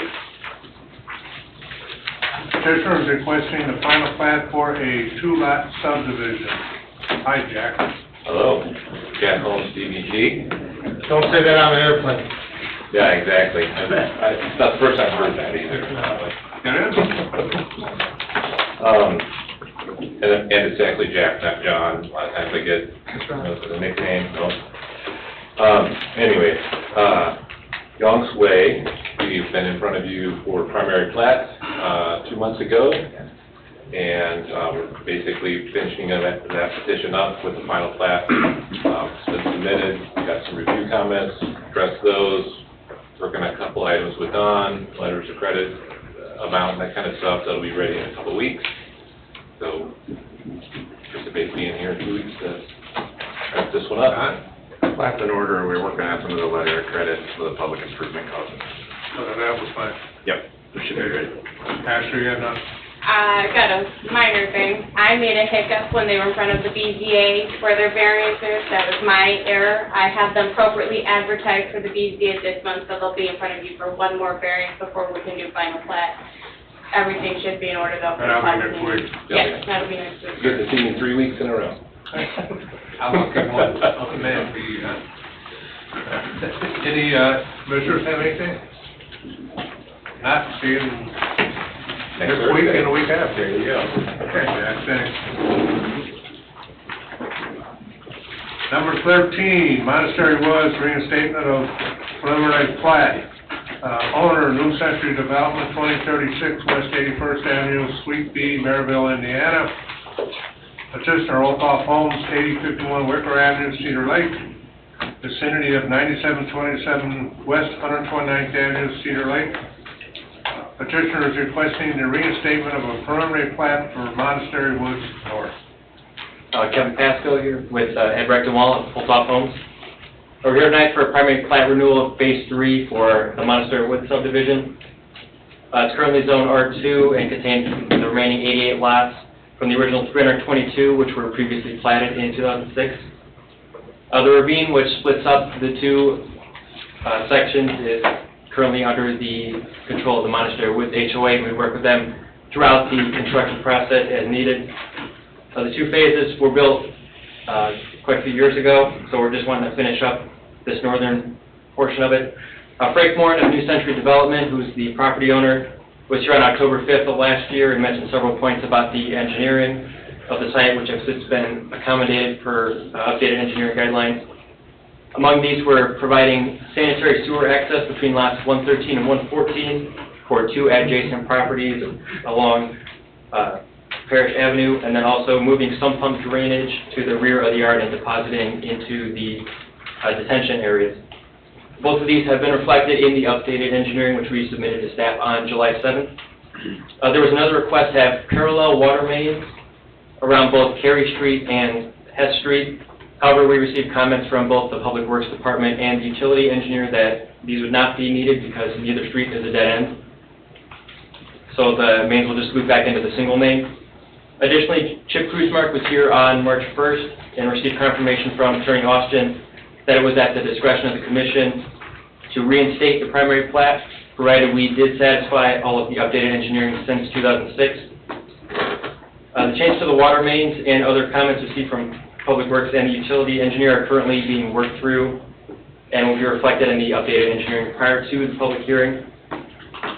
So based on the information given tonight and our submission materials, we'd like to proceed to the public hearing if possible, to receive comments from the residents and to keep the process moving along. We realize we haven't received a letter from Don regarding the engineering, but we just want to get as much feedback as possible and hope to be here for the September meeting. So with that, myself or Ed are happy to answer any questions. You say you got 88 lots? Correct. And what are the sizes of those lots? I can't, the print's so small I can't read it. Ed Rectenwall, both of them. Their R2 lots are 80 by 125, I think is what the depth is. That's all of them? Yes. Okay, sounds good. Hey, Don, what, did we add the 30-foot utility easement in the backyards after Monastery Woods Monastery Woods North Phase 1? Or do they have utility easements in their backyard? They all have utilities, and what's wrong with the original phase? Or drainage It was the issues. drainage that was the issue, this was before we put our rigor drainage So standards. put in they'd have to place adhere to the right away. new, even though this is an old plan, they would have to adhere. They were already, yeah, they were Okay. already told that. That was one of the major changes to the stormwater. Correct. Okay, just wanted to make sure you guys were clear, because I And see Don- the UE 30-foot easement, but we now have drainage easement in the backyard, so Mary puts up her garden, it doesn't block the water flow to get to the drain in the middle of the subdivision. Well, and Don, we Don, settled, where does that ravine drain to, in which direction? drained north, North? I believe so. Yeah, it comes out back by Judge Baker's essentially, and goes into those ponds in North End Parish. Yeah, it runs, yeah. It's just north of the Continental Divide, I'm Right pretty back sure. here. Yep. This is one of the few drainage areas that goes north in town. Okay. All right, my question is, all the time I've been sitting up here, I've never come across where we had to reinstate something. Could that please be explained to me? Did something expire, so we have to reinstate it? Or is it the length of time that it's been sitting there idle? It was a bankruptcy or something, wasn't it? That's all confusing, John. So let me break that down a little bit. Please. You have exclusive jurisdiction over plats under the Indiana Code and in your ordinances. So you have the opportunity and you have the right jurisdictionally to act on plats. If someone, and it wasn't these folks, but if their predecessors had timely undertaken their responsibilities, completed their tasks, and built out their subdivision, you wouldn't be seeing anybody standing here. If they had not done that, and somebody comes along like this, and there's a plat to be reinstated so that it could continue the development according to the provisions of approval, you have the exclusive jurisdiction to consider that. Now, you got another one of these right behind this one. There's a distinction between them. This particular development, everybody knows this is the Monastery Golf Course, right? Right.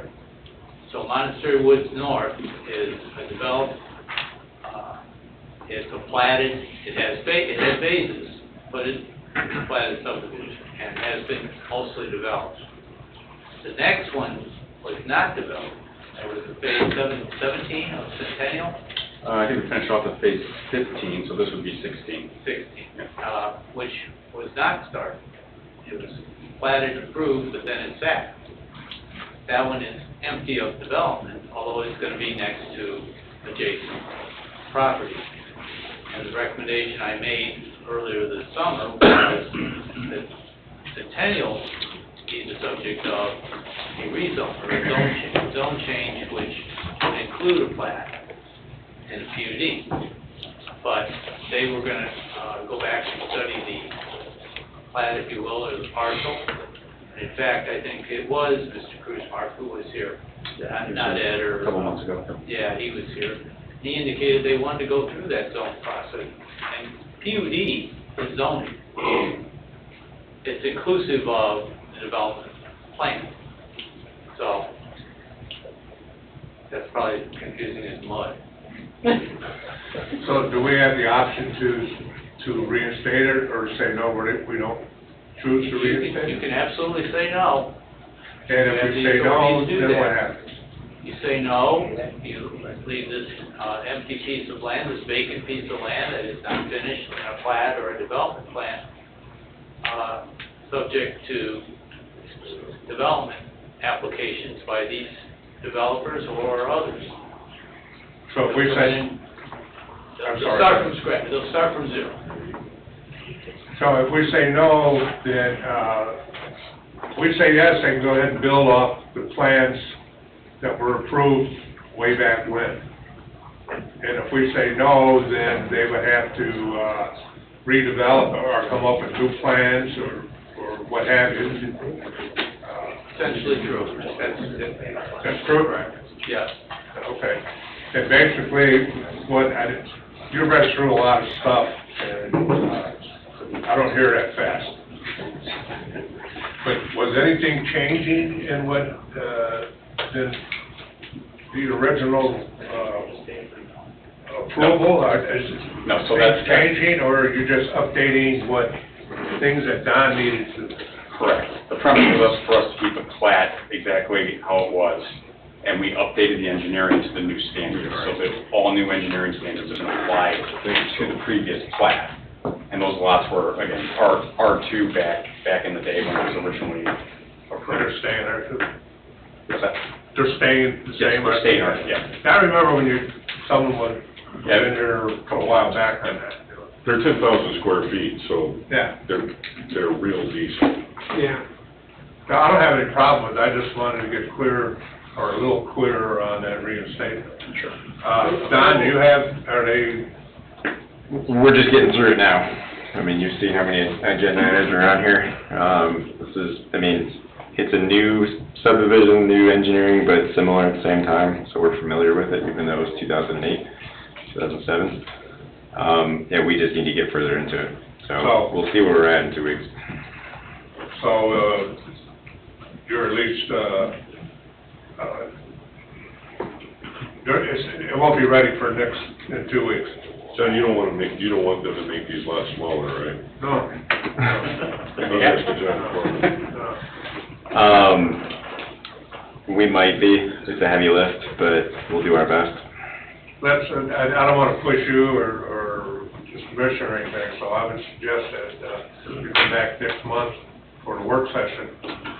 And we're on board with that, but what we would like to do is try to have the public hearing in 2 weeks if possible, and then we can capture all those comments along with Don, and then the action would actually be in the second meeting in September, your actual public meeting. And we can get the public hearing out of, done with that. I don't want to push the cart with the horse, so I mean, I think, It's just a request. well, this is thrown at me, just now, basically, and, same with the rest of the people up here. I think we need to work it out and study this a little bit and come back in, next month to the work session. So Don can do what he has to do, and, I want to know all the facts before we start approving. Fair enough. We can absolutely do that too. Mr. Chairman, Okay.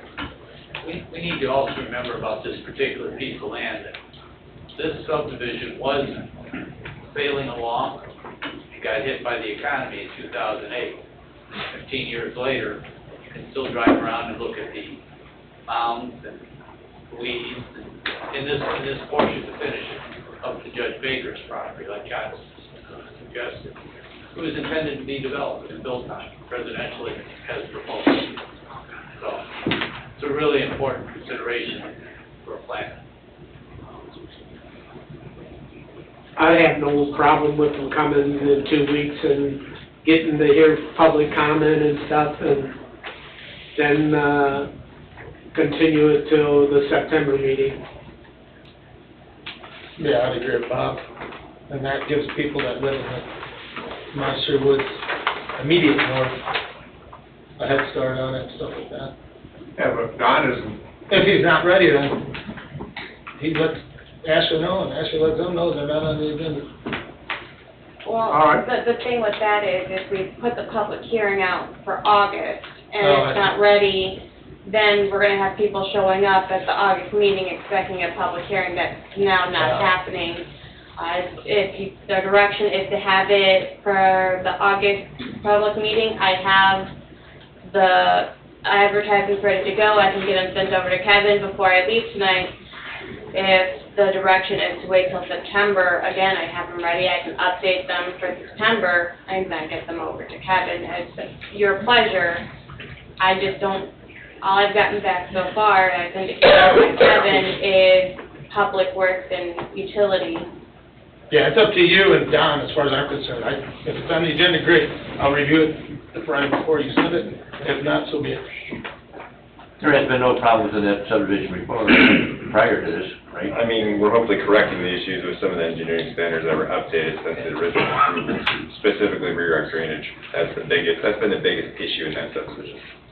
And again, the intent would just be to have public hearing. We wouldn't be seeking a vote. We would seek the vote in September, so we'd have another work session to work on his comments, and then the vote, we hope to get to a vote in September at that point.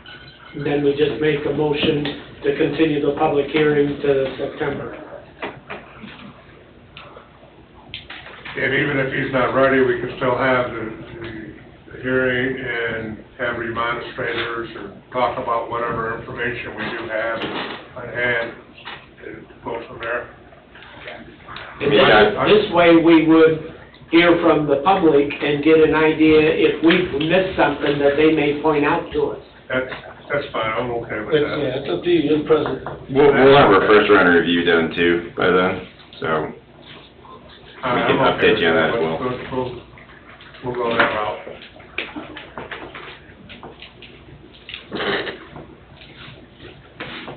Okay, good. Yeah, thank you. Okay. Number 14, Centennial Reinstatement of Preliminary Plat, owner 133 LMB LLC, 8900 Wicker Avenue, St. John, Indiana. Petitioner Oldtop Homes, 8051 Wicker Avenue, St. John, Indiana. Vicinity of 10702 West 141st Avenue, Cedar Lake, Indiana. Petitioner is requesting the reinstatement of the preliminary plat for Centennial. Hi, hello, Ed Rectum, Old Top Homes, 851 Wicker Avenue, again, representing the petitioner. As Mr. Ostergen pointed out, this is very similar to the one we just heard. We're looking to reinstate the Centennial primary plat. As you guys well know, this was, the primary plat and the PUD zoning was done back in 2008. In 2007, we ended up primary platting it. It had 610 total units at that time. It was a victim of the economic downturn. 610 units? Yes, 610. It was a victim of the economic downturn in 08, 09. At that time, there was 16 acres, which is reflected up here on the GIS, that fell out of contract with us, and another local developer ended up picking it up. And so they held on to that acreage for quite a bit of years, and we, as the economy began to improve, we began to develop Centennial, as you guys are, again, aware of. We worked our way through it. We finally finalized all the owned real estate that we have within Centennial. So that project is pretty much completed, and now this 16 acres is still out there. We were under the impression it was under the current PUD zoning still, but that might be a point of discussion. So we were just looking to reinstate the primary plat. The PUD allowed for townhomes in that section. Again, we were proposing townhomes. The plat that was submitted for reinstatement shows 138 units, townhomes. So Size of the lot? they're townhome units, so they're approximately 22 and a half feet wide by 80 or so feet deep. How many units? They're attached products, attached townhouse products. How many units in a building? It varies. We have anywhere from, it looks like about 5 unit buildings up to 7 or 8 unit buildings. Were they front load or back load? These would be front loaded townhome buildings. Those 16 acres, is that, the 16 acres, would it be south of the industrial park? Yes, it's south of the industrial park. They had it up there on the GIS. This is essentially an area that was going to be additional industrial park once upon a time. Right. And Schilling's was gonna move some of their stuff from St. John. Like the gentleman that owns PGM Recycling blocked the project, wouldn't accept the deal and wanted us to get involved and we wouldn't do it. So that's the story on that. So now it's this. I think we had checks ready to go for McAllister, Ozinga, all kinds of people to buy that road. That's a private road. Yeah, all right, let's talk about this Thank you. here. Yep, so we submitted a new plat, we submitted updated engineering for that section. We received, again, similar to Montessori, we received public works comments. We're just waiting on, we have to recognize Don has quite a few things on the agenda tonight, but we're waiting, once we get the engineering review, we'll definitely address those comments. Again, that's my spiel. I'll be happy to answer any questions you guys have. Could you put something in there other than townhomes? Again, the intention was to maintain the original PUD, and And so, again, we might have to have discussion here with Mr. Austin about what that actually is zoned today, but it was shown as townhomes, so we would prefer to move forward with townhomes. If there's townhomes to the south of it, it would be a little bit, I don't know, let's say awkward to have something different in there. Again, if there's more intense usage as well, as Mr. Warren pointed out, there's a business park to our north, so we have to try to keep maybe some more higher dense product towards those more intense uses.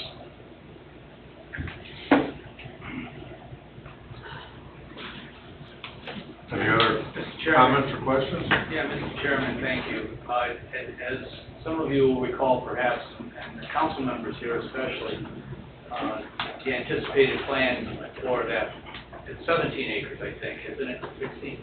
Yeah, 16 or 17. Was for the extension of industrial park usage. Okay, that went away.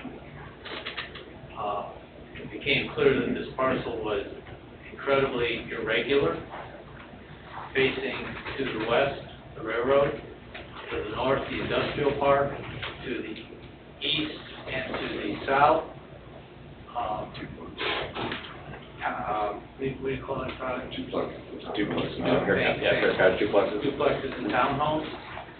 And because of those circumstances, lay of the land, the discussions had your staff level, even with council, was that this is appropriate for the type of proposal that was being made. Reduced density dramatically. You got two entrance exits. Infrastructure-wise, there's connection to the existing Centennial parcels. So based on those kinds of resumption of development and completion of this project, essentially it's being completed with Unit 16 and Pod 16. Those are the reasons they're here this morning. If you don't do that, who knows? Literally, who knows? We don't know. But there again, in 2008, we didn't have a lot of development taking place here in the town, and we thought we needed it, and now that we've got people coming in here, we can be a little more restrictive. Just so the plan commission is aware, when it comes to heavier commercial and industrial use, we have strategically planned it to where you have heavier density to give a nice buffer between your heavier industrial uses or your heavier commercial uses to your nicer subdivisions. Because planning-wise, having a nice single-family home right next to an industrial subdivision, not feasible, or a railroad. That's why we have contemplated in our strategic plan and our comprehensive plan having that heavier density, the multifamily located by industrial parks or railways, so that you have that nice buffer screen without having to have another commercial area. I understand what you're saying there, but the concept plan isn't etched in stone. That can be determined on what we want to do. But I hear what you're saying about being adjacent to an industrial park in a railroad. So this was zoned as a PUD, and the PUD had certain areas that were programmed for certain product types. And so we're not looking to change that zoning. All we're doing is looking to file a plat to provide what was already designated in that area. What was that, David, 05 or something like that? No, it was 06, I think. It annexed in with the zoning. Bob, you voted for it. I know, and like I said, we wanted development, but because we weren't getting a lot. And now we have everybody coming, as Cedar Lake, Winfield, and St. John are the three fastest growing communities in the state of Indiana, and we can determine what kind of development we want here in the town. It doesn't have to be willy-nilly.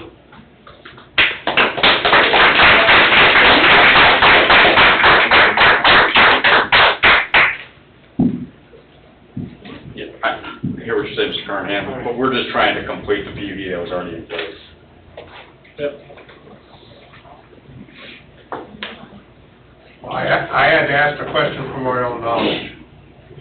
I'd like to act accordingly.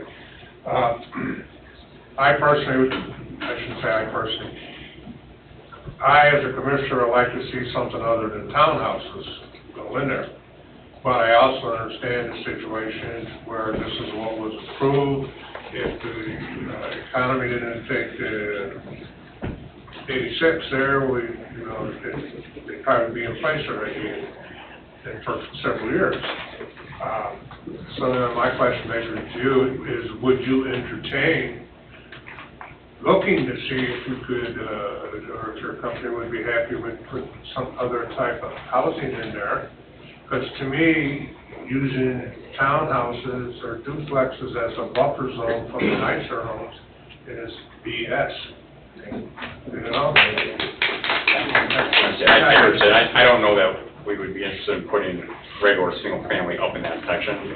I mean, we might entertain something else, but it would likely be something attached. Something what? An attached type product, maybe. A duplex. A duplex. Same thing we have to. Same thing we have to. Whatever they call them these days. Right. Whatever fancy term we want to call it, right? Anyway, we're just trying to match what the existing zoning is. You know, the request is just Understood. I understand. Any other questions? If not, then, is this ready for public hearing? Ashley? Similar to last item. Oh, wait a minute. They still have to come back with the, So when Chip was here in May and presented the concept plan back in May, there was discussion had to amend the PUD because they were reducing the proposed density and changing the style to make it a nicer product because they've come out with a newer townhome model. So at the time it was discussed doing a PUD amendment and reinstating the plat. I would need an updated PUD amendment document prior to that, is what I'll need. But otherwise... So, in review of the PUD document, it seems like this product that we're proposing would meet the criteria that's already in it. That was at the recommendation of the attorney, so I will defer to him on that one, but his recommendation at the time has been for a PUD amendment because we're reducing density, we're changing the style, we're changing up the design of how the layout was. I'll defer to him on that one. PUD, it is zoning, and that's why my recommendation is, and was, what Ashley described. I would not say it. So what type of things are we, I'm sorry, I shouldn't catch up. What type of things are we to include in the amendment? I guess I don't, because the PUD document has a maximum number, so you want us to reduce that number then? Is that? Probably. Okay. And then, Consistent with the presentation that Chip made here. I mean, the plan is revised itself from when it was approved in 206. And yes, it what you're presenting to us. It has revised, but again, it's And still. we need the plan to match preservation. I think it does. I guess that's what I'm trying to, it does match. And I don't know that. Okay. I'm confused by earlier explanation here. Ashley and I talked about this And that- afternoon late. Right. That's why we assumed that we were doing another primary type request, because we thought that the PUD was We do need the... consistent with what we were requesting. Right, you do need the primary plat to be reinstated, but as we just discussed and Mr. Austin made the recommendation, you do also need that PUD amendment document to go with. So you did make the proper application for both. Both applications have been submitted. I just need some updated documents. Okay. I'll work with staff to gather that information. so then, I don't anticipate this one being ready for the public hearing in August. However, if you would like it to be advertised, I can get that done. I want, as long as all the information, everything is ready for advertising, then we do it. If it's not, then we don't do it. I would recommend waiting till September, get it back in front of you for a work session. That way we can have those updated PUD amendment documents as well. That's fine. associated, I'd like to have all the information in front of us so we can make a decision. I don't wanna have Johnny come lately after we make a decision. So, they can come back at the next work session and make sure that we've got everything in order, and then we'll go forward from there, okay? That's perfectly fine. Okay, thank you. I have two questions really quick, one for Plan Commission members and one for Dave. I'll do Plan Commission first. If you're wavering on the use, I'm not sure when I go down the engineering review rabbit hole, something's gonna change that significantly. So I don't know if you're ready to give that kind of guidance to the petitioner right now, but that does affect our review. I can review what was presented and we'll go down that road.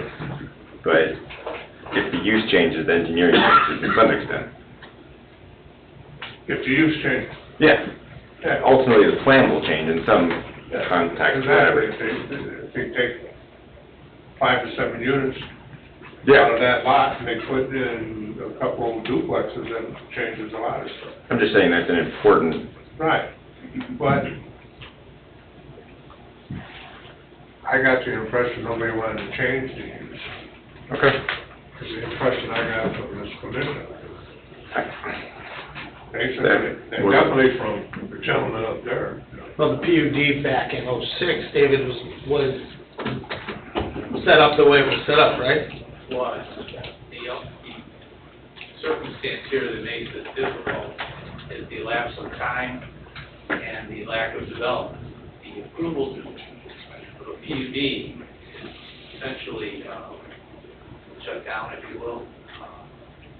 So this reinstatement discussion is about that, getting it back on the table, getting it right, getting the requirements for PUD in place, surety, things of that nature. Engineering, they've agreed to update, bring current, that type of thing. So, like it lapses because of lack of prosecution and development. Well, my other question would be regarding the reinstatement of preliminary plat. I understand that for the Monastery Woods North, those lot lines and, the plat itself didn't change much from '06 to now. Didn't change at all. This one, while the use has stayed the same, I think the lot layout has changed significantly from the original. So I don't know if that's the appropriate step or trigger, how we want to handle this. I don't know either, John. John's question at the beginning of this part of the meeting was, how does this work? Yeah. Well, and so we discussed the bifurcated way that it works.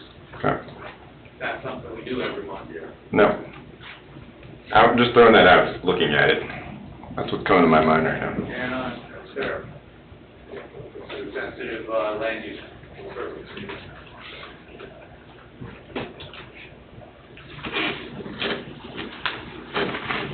But all he's doing is changing the style of townhouse And reducing the amount. and reducing the amount. So therefore, he's putting them in different locations. Less units, right? Correct. They reduced the amount of units that was originally approved. That's why there's an amended PUD applied for amendment. So if he's reducing, the sizes or locations of these, does that change engineering? Oh, yeah. The engineering in this one is vastly different than the other one. The other one is relatively the same minus our rear yard stuff. Because this has changed, obviously our roads have changed slightly location-wise, so our storm sewer is going to change. Even the detention basin locations have changed to some extent. So there's a lot more modifications to the site plan on this one than there were in Monastery North. Same use, puzzle pieces have moved around. So have you reviewed these plans, or? Not yet, it's kind of on the same track as Monastery North, we're just getting into it. Kick it to September work session. Oh, yeah. Well, and to distinguish how it's going to move forward with the PUD amendment and how the preliminary plat gets kind of reincorporated into that, if that's I don't know. Yeah, we'll work with staff, we're fine coming back to some more study session, that's the downtime for review, engineering that was submitted, that works for us. Well, there's a lot of unanswered questions and a lot of unmade-up minds here. I think it's best to come back in the next work session and see where we're at. Reviews are done and suggestions Mr. Austin made, and then we'll go from there. Sounds good. All right? Appreciate it, thank you. You're welcome. You're gonna be busy, Donald. Number 15, Centennial Villas, Phase 3, final plat. Owner petitioner, Cedar Lake Development LLC, 8051 Wicker Avenue, Suite A, St. John. Vicinity approximately 13800 Freedom Way, Cedar Lake, Indiana. Petitioner is requesting final plat for Centennial Villa, Phase 3, for a total of 13 lots. Jeff Yatzko with Old Top Homes. This is Centennial Villas Phase 3, 13 lots, it's 26 units. This is the last phase of Centennial Villas. We received a letter from Don, all the improvements are in. We received his letter on the letter of credit, so that is in process. I will have that to staff before the next meeting. So I'll be here in 2 weeks seeking final plat approval. Yeah, the plat's in order. Like Jeff said, this is the last phase of Centennial Villas. This will ultimately connect into Summer Winds at King Street, kind of get that circulation up to the light there. Yeah, we're just working out letter of credit values. We'll have those tidied up here probably next week, and we should be ready to go in 2 weeks. Good on our end. We circulated it around, made sure everything was good with the dressing and everything like that. Had some minor comments that have already been addressed, and it appears to be good to go on staff end. Okay. Any other questions, comments? All right, see you in a couple weeks. Thank you. Number 16, Railside, final plat. Owner, petitioner, Hen Holdings LLC, 10702 West 141st Avenue, Cedar Lake. Vicinity, 1702 West 141st Avenue, Cedar Lake. Petitioner is requesting final plat for the commercial industrial subdivision known as Railside. They are requesting a deferral at this time. They've decided to wait on going forward with the final plat.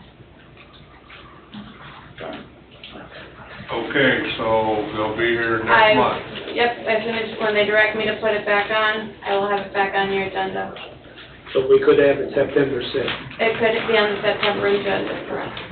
The work session. Yeah. Yeah, okay. Number 17, Bay Bridge rezone. Owner petitioner, J3 LLC, 14400 Lakeshore Drive, Cedar Lake, Indiana. Vicinity between 149th and Colfax to 153rd Avenue, Cedar Lake. Petitioner is requesting a rezone from agricultural to planned unit development, PUD, and to amend the existing planned unit development zoning into one cohesive planned unit development, PUD.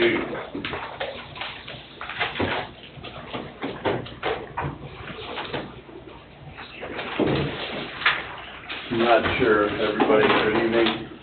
I do have the drawings of this. I'm not sure exactly where you'd like me to put it. We're looking at them on our computers, so we can zoom in. So maybe, You can just put it on one of the chairs, Steve. That's what most of them will do. okay, well, I guess as long as you guys have it. They're not coloring pretty like that one, but we've got. There's some color pretty ones in there. Are there by Oh, scroll down? yeah, Yeah. there should be, you should have all kinds of color renderings, yes. Let me find the page for you, Mr. And, Powers. have your name and My address. name is Page 20, 28. 28. Thank you, sir. Steve Kill with Lot Development, J3 LLC. John is the owner of multiple corporations. We're 14400 Lakeshore Drive, the former South Shore Country Club clubhouse. Just a quick comment for the people that aren't on the town council. We hired a special attorney, Barnes and Thornburg, that is representing the town. Okay. and this is the representative. Joe Calderon, Barnes and Thornburg.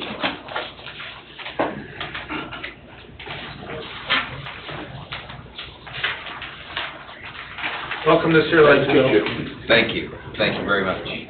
All right, tell us what you want to I say. suppose this is our, obviously our initial proposal for Bay Bridge.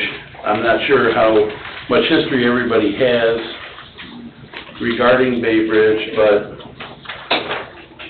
this right here, I put in your packets. This is the existing zoning for Bay Bridge. So, and you'll see it's all over the board. We actually annexed a 20-acre parcel on the north side of Bay Bridge, which would be the agricultural, so that 20 acres. But then we have RM PUD, R2 PUD, R1 PUD, more RM PUD, more RM PUD. It's all over the board, and this is from a little while ago. And it's bordered by 153rd Avenue on the south, basically bisects Lake Dale, the road right there by the Port Farm. So that's kind of where we're at. We're way at the southern end of the community here. So what we would like to do is we would like to go ahead and redo the planned unit development, add the 20 acres, and what you have in front of you is our initial proposed development plan, is actually what you're looking at. So Bay Bridge, if you want to, did you find your color drawings at all, or? Yeah, 20 pages. That's a lot easier to follow if you have that. And you'll see that it's bordered by 148th on the north, which is also known as Cherry Street, 153rd Avenue on the south. It has single-family homes, it has duplexes, it has front-loaded townhomes, it has a lot of things, but right now, it's currently... If I could, you just mentioned something, that what I saw on here was single-family homes, quad townhomes, standard townhomes, and patio. Is that correct? That's the old one, Bob. You gotta go to page 26, or 28, I'm sorry. Bob, do you have... I got these pictures in here with what I just read off. Do you have this drawing right here? I don't know. Here's the big one. So this is agricultural. There's RM PUD. Do you have the existing zoning on the spot that you can compare this to? I don't know. It's in your packet.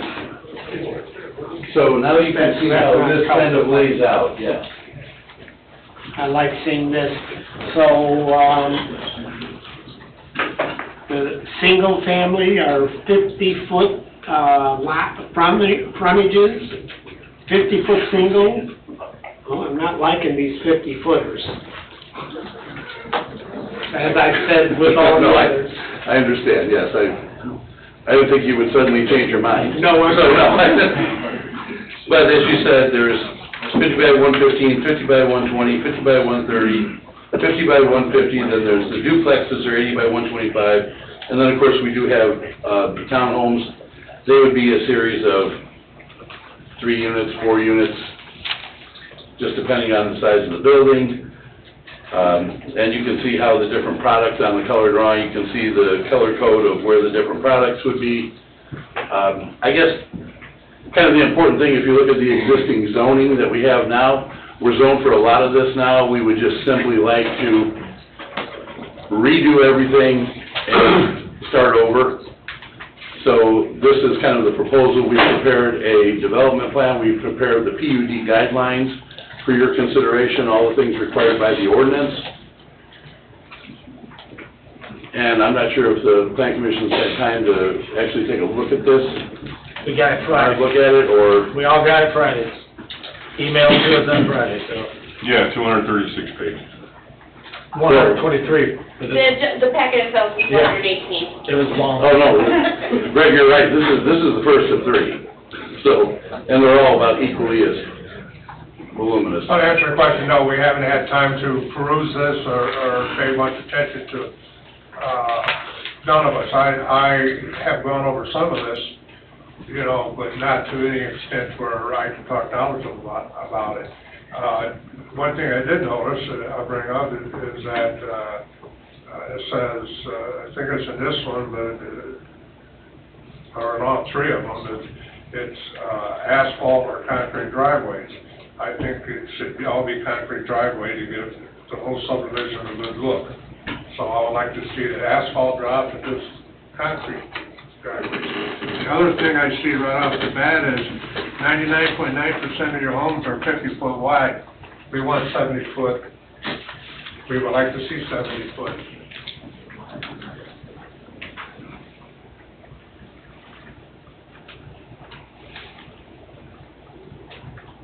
Same thing with the duplexes, 80 foot wide, that's kind of narrow to put in a duplex and give a person some room to turn around.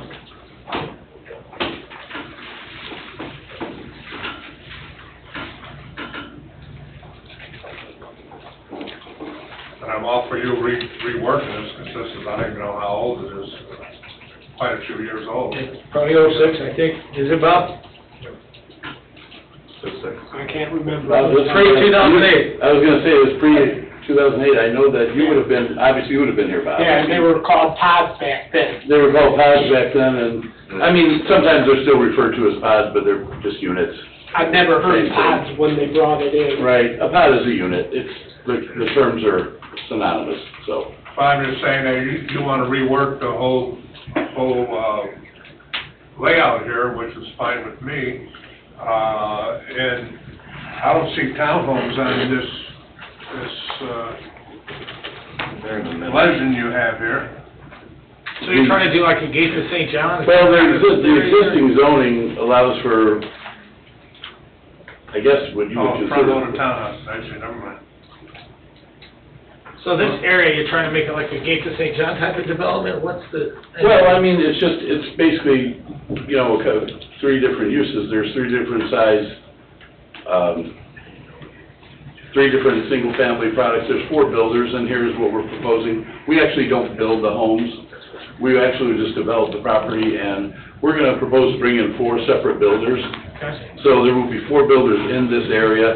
Just to, obviously, everybody kind of understands, and everybody that's been up here previously, everybody likes a mix of product. It just is, it makes developments thrive a little bit better. It's easier to sell, it's easier to gain a little bit of momentum, so that's why everybody asks for it, because people aren't in the same position to look for the same thing.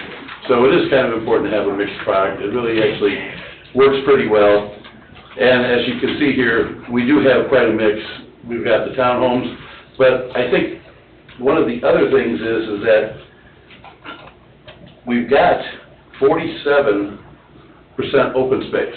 Yeah, I didn't realize there was that much woods up on top of it. I thought that was all flat ag farm fields. No, if you notice, we're leaving a bunch of woods there. We're leaving all of it a bunch by the actual Lake Dale.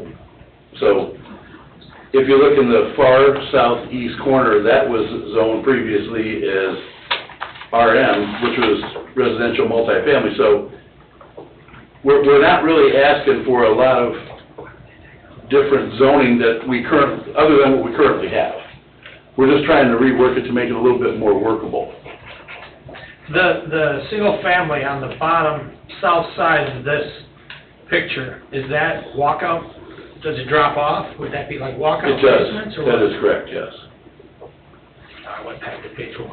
Oh, yeah, the ones that wrap around the south and the east, Yeah, that actually drops off pretty quick, yes. kind of like, what was the old golf course in St. John? Those are some pretty nice walkouts. Oh, Lake Hills, yeah. Yeah, the duplexes with walkouts, it's pretty nice. Yeah, the topography is, we're fortunate that we do have some topography to work with in some of the property. Obviously, some of it's planted, some of it's cornfield, like, you know, majority of the property around, but Right. we do have the luxury of having a little bit of topography to work with, especially when it comes up to what you're going to see from the road. If you're going down 153rd, you're going to see what's going to look like a lot grander look on the outside and the rear of the homes. Kind of like you said, like, you know, just Lake Hills is a great example, I guess, if you're looking for the kind of topography we're talking about, John. Yeah, they kind of drop off when you... Correct. Can we Will you entertain something other than townhomes? I'm here to solicit comments on what our proposal is, so, John, if you have something, please You let got me know. 195 units in townhomes, 194. And, as you've heard from the person tonight, we're not in favor of townhomes. So, I mean, I would like to see, like I said earlier, lots are too narrow, and, I'd like to see something in place of townhomes. You could duplexes. Yeah, the west side's mostly townhomes. We don't have very many towns on the east side, quite honestly. Right, and I guess one of the things that I wanted to, that's why I wanted you to take a look at the existing zoning. We're kind of trying to improve on what we already have, is why we're asking for this. We have that type of zoning already on the property. So this development plan is what was previous, if you don't have a big one like this, can you see it? It's page 1. We have it. Okay, you do have it, okay. So that's why this is a little unique. We're not asking for, like, something that, like zoning that we don't already have on the property. We're simply trying to make something better, so I just want the commission to keep that in mind. We already have zoning on this property. You got a plat too, right? Yes, so But you don't want to build that plat. we don't. We're asking to redo the development plan, the whole, yes. So you're asking to redo the entire plat of the property. There's no plat. You said there was a plat. Well, there was. It's an unsubdivided parcel right now. It's not subdivided. We don't have it platted. How did you get zoning without a plat at that time? Annex with zoning, It was annexed with zoning? annex with zoning, similar to Centennial. Greg, Back, both, we're done back in 2006. I don't know the history. I wish I knew the history. I know Mr. Carnahan was probably the only one here at the time that And it's been so many would years have done this, ago. yes. And so I can't tell you, I just know that it was the original ordinance, was ordinance 949. It was adopted June 6, 2006. So that I do know. I have all that, and I believe that was included in the submittal, the original ordinances and things like that, so. But back to your point, John, if there's comments, obviously, that's why I'm here, to just, solicit that and get your thoughts on the initial proposal. I know it's a lot. I know we have 3 of them in front of you, so you're Does gonna this have to have that percentage differentiate. you rattled off a little bit ago? I'm sorry? Does this 06 plan show that percentage? I'm not seeing it. The percentage of green space or whatever you read off? John, I'm gonna say it probably does not. I don't think they probably went, back in '06, I'm not gonna say that they don't go to the level of detail we do now. Gotcha. So, I'm gonna say no, they probably did. Fair enough.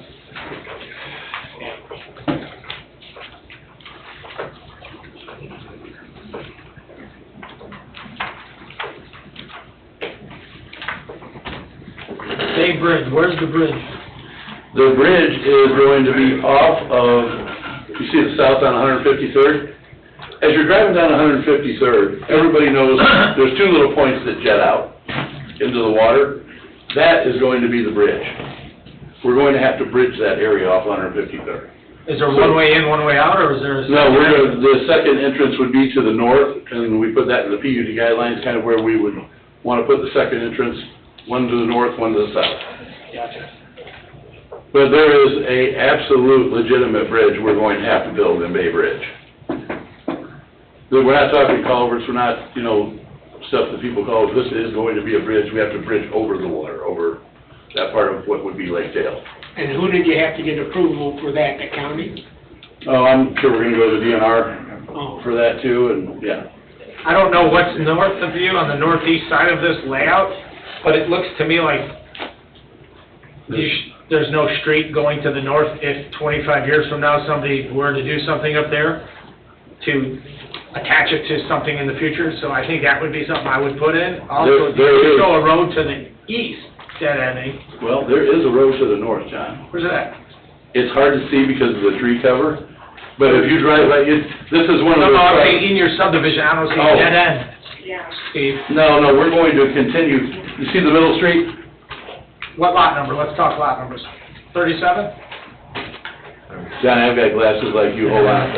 I gave Bob the big drawing, so. I'm looking at the red buildings that say single family. It would be lot number 46 and 48, I want to say, right below the word Cherry Street.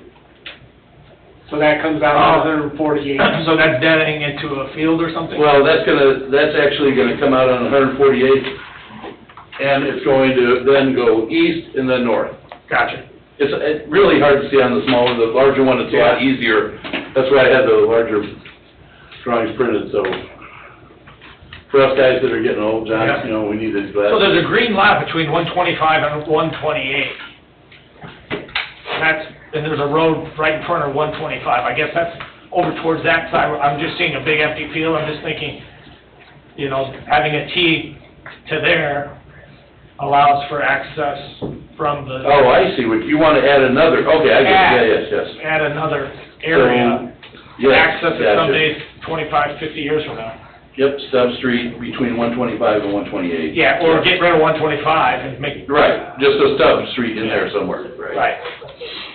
I see it over by Cherry Street, but not to the east. And No, to there me, is not. looking at an empty farm, it's inevitable that someday, some way, people will probably want to continue to be developers. Right. And you have a stub to the east already. Oh, it looks like it's a dead end. Isn't 153rd basically a bridge itself?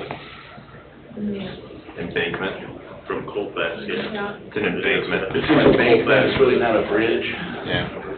Although you would think it would be. Well, I remember back in Yeah, 2009, maybe. it just about washed away. There was sandbagging going on down there and everything else. So if you build a bridge off that, and we get a big storm and it washes away, then what? People don't have access to their property anymore? Now, to the north then, I mean, there would be two accesses, but. Is that plausible, Todd? Coming from the north? I'm talking about that whole thing washing away. I don't think so. I'm not a bridge guy. But I don't know one thing that. I remember Lakedale Fire Department was out there sandbagging the hell out of it. But the water doesn't run underneath it, I don't think, other than. It runs over it. That's why it almost washed away, it ran over. I'm just saying, the small culvert. But, Yeah. because we did have an incident there with Lakedale one time when a fisherman fell in there. But I'm not sure how deep that north side is, because they are able to drain all that. Well, it's a private place, to see what the DNR says about that, just out of curiosity. Well, yeah, obviously, Greg, we have to permit all that, we have to do all the engineering, I don't have the specifics, I'm trying to remember when that happened, I don't recall, I'm not remembering that, but. I think the county's replacing the crossing immediately west of their entrance at some point. I remember Dwayne Alverson talking about it, I don't know the timeline on it. Right now, I think it's no different than just a three-sided box structure, it's not really even a bridge, I don't think. You can't get under the canoe or anything like that, I don't think. But yeah, they're gonna have to get it permitted from DNR, the Corps, IDEM, everybody, even the county has to permit it since The county's in charge of all bridges, aren't they? it's going to be a county bridge, so that's why they're gonna review it. Because anything over 20-foot span, which this will be, they'll have to take ownership of it. It'll be into the. It'll be in their inventory. Right. Yeah, it'll be in their inventory. So they're gonna review it. It'll be inside the town limits with only access in the county. Well. At that location, yes, and if there's one to the north, you can zigzag to get to a town road.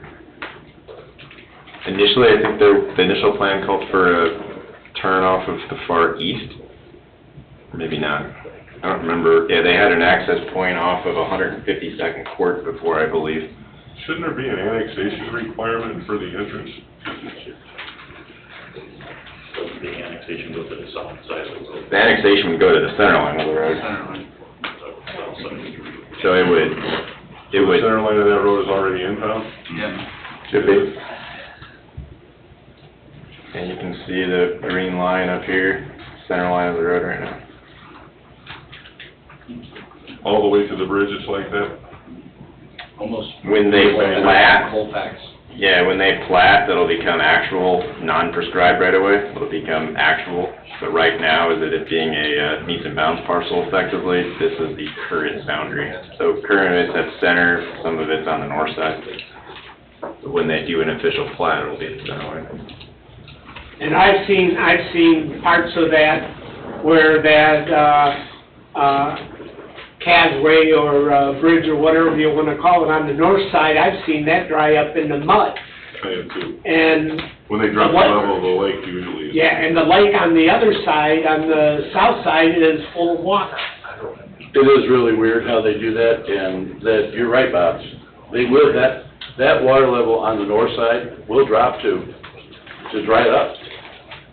That is correct, I've seen that, yes. Cedar Lake outflow plays a big key in that. So when the Yeah. lakes flow here, you're not getting any kind of flow out of it. You're only getting minor tributaries that feed it, like Founders and Foss Ditch, which is the big guy to the east. So, yeah, it's all dance. I mean, it looks really nice now, but people don't realize it is very shallow. It's not a deep body of water at all.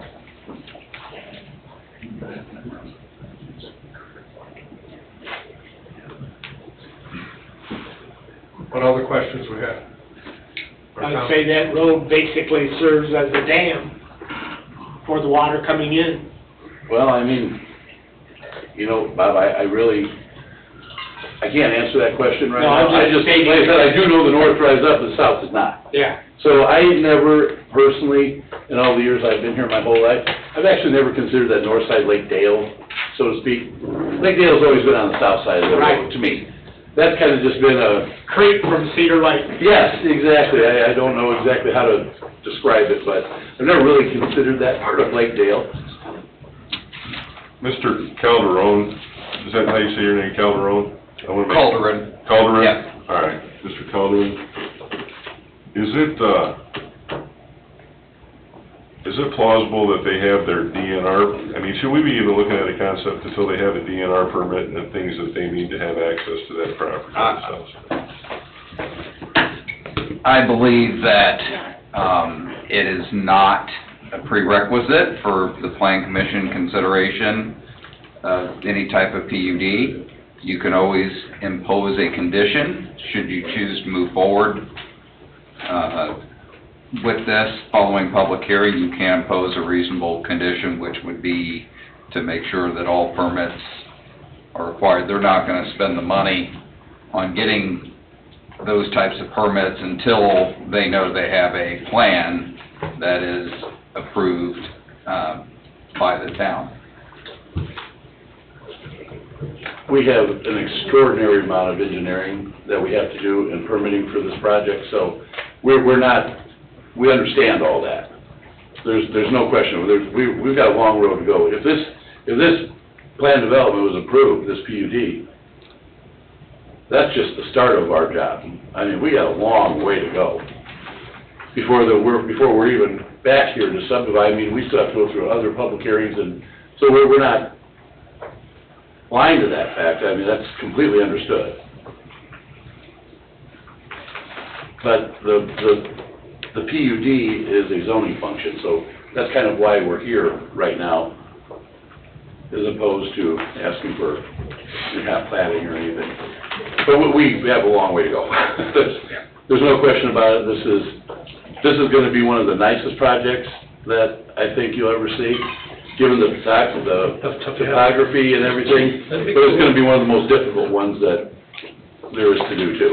No doubt the views are gonna be amazing off Right. the whole entire, of the whole circumference, almost. And it's really it's kind of isolated, obviously, by itself. We're really not, if you look around it, there's not a whole lot around us. There's almost nothing around us.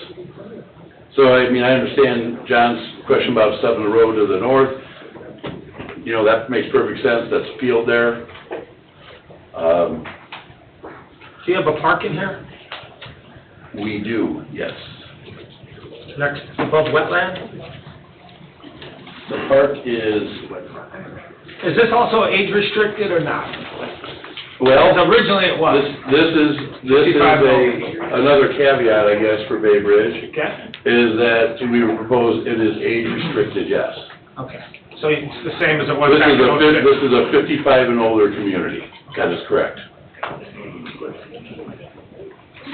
That's why, I guess when you're looking at, John, I guess when you're looking at townhomes, Yeah. and that's why you see that product in your folder, these aren't multi-level. There's not, we don't have a lot of stairs here. Gotcha. It's age restricted, it's 55 and older. You know, nobody wants, they don't want to climb stairs. Yeah, our whole east side is sort of like being accessible to I-65 so quickly.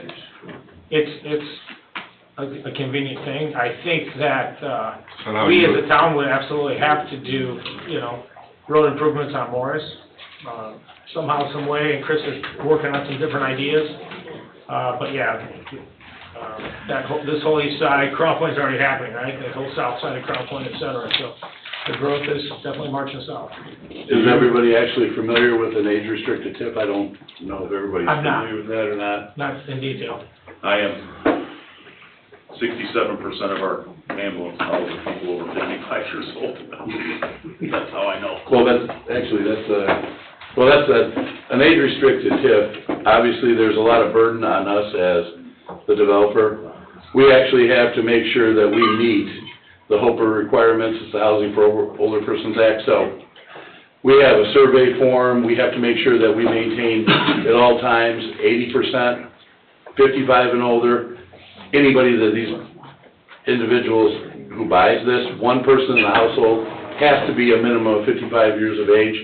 This would be the second time we're doing something like this, and it's actually kind of my job to monitor all that stuff and make sure I collect all the survey forms, and every 2 years we have to monitor it, and the HOA has to monitor this nonstop. So, the other thing is though, with it being a TIF, the community is going to collect all of the revenue. So, for example, as with a commercial TIF, a residential TIF, if you have a tax bill that's $3,000, $600 maybe of that bill, $500, actually comes to the town. The rest goes to the overlapping taxing units. In this case, you actually would capture 100% of the taxes. And this could go out for a period of 25 years. So this would have to be, you know... This is the new July 1st law, Mr. Yes. Legal? Well, the July 1st really isn't the residential, the age restricted. That would be a target area TIF. We're going to look at those for the next two. And then there's some very interesting things you can do with those, as opposed to the age-restricted TIF. You might have an argument on the age-restricted one, but on something that isn't age-restricted, where there are a lot of children present in those communities, all we're doing is taking the money away from the schools and either providing funding for the developer or the municipality, and then the schools have to do a referendum, and guess what, we still get to pay for it. So it's kind of a bait and switch. When they bring that up, it almost gives me an ulcer, because it's just a legislator's bait and switch selling point that only can cost the people in the community more money. Yeah, but Greg, think about the town of Cedar Lake. Actually, Let's get tips, let's get back on subject here. Yeah. Sorry, Mr. Chairman. I mean, I guess, like I said, we can get into the TIF discussion. No, we don't want to TIF discussion. I can spend a lot of time on that. That's kind of a town. We want to go over what you brought to us. Right. And I gave you my ideas. Who else has ideas? We got a lot of stuff. I brought up my things that I thought was... Is the HOA gonna be from residents or from the developers? The HOA is, every unit in here now is deed restricted. You can't buy into this project unless you buy into the HOA, and it's a deed restriction. So you're automatically in the HOA if you're a resident of this community. Who's gonna be head of the HOA, the residents Well, or the okay, just developers? as we do right now, the developer will maintain the HOA, and every HOA that we do, the best example is the Gates. That is about as solid HOA as you can possibly get. The developer maintains control of that HOA until all of the homes are sold then that would be turned over to the residents. That's usually a 15-year process. What happens in 50 years? I mean, as long as I've lived here, Steve, I've heard people complain about the 25 and 50-foot lots that Cedar Lake planted years ago. And I almost feel like that Cedar Lake hasn't learned from its history and it's doomed to repeat it, because it seems like everything that comes in here is the same plats that we got back in the 20s and the 30s and the 40s that allegedly the town almost didn't recover from.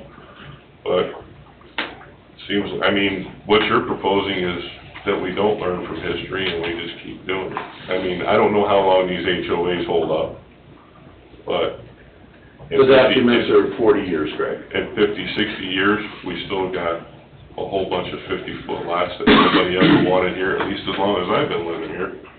So, Well, I think when you're talking about the little cottages, the little 25-footers, I mean, I've struggled with them I understand exactly where you're coming from. I mean, everybody's seen that.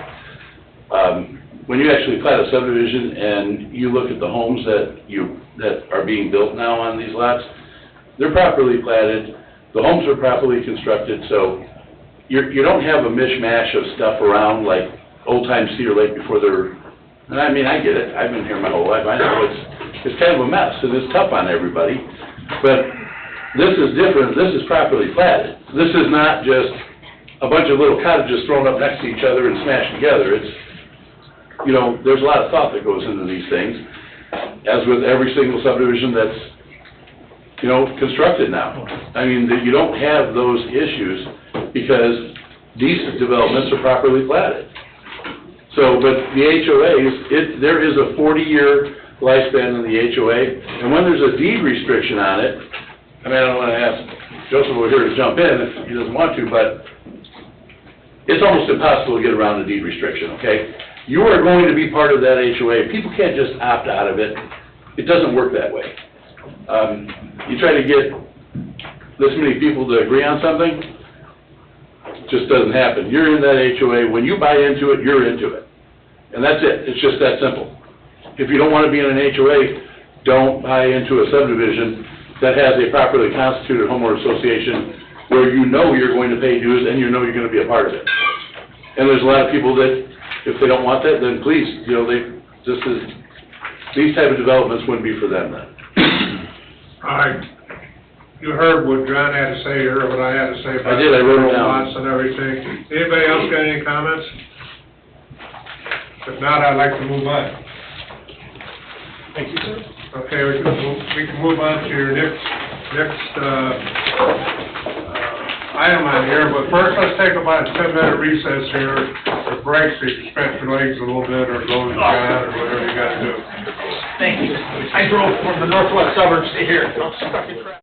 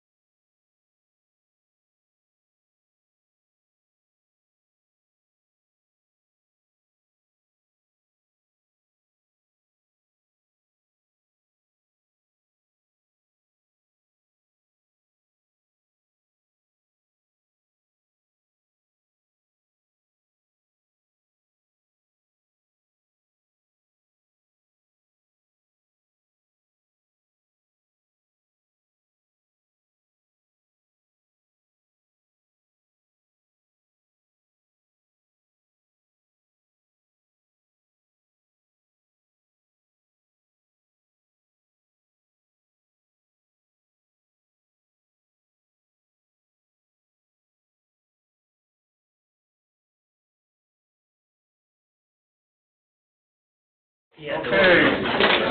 Number 18, Founder's Creek rezone, owner petitioner, sorry. I turned it off just so everybody in the audience don't kill Thank people's you ears. for doing that.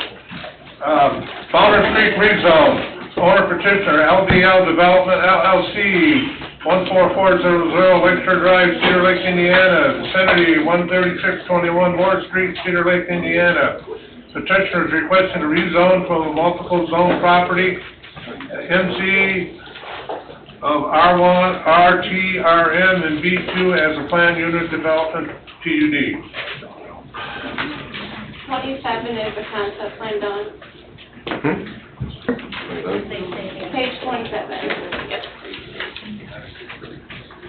Okay, same, I guess petitioner, basically the same owners, Steve Kill, with, in this case, it would be LBL Development, LLC, same address, 1440 Lakeshore Drive.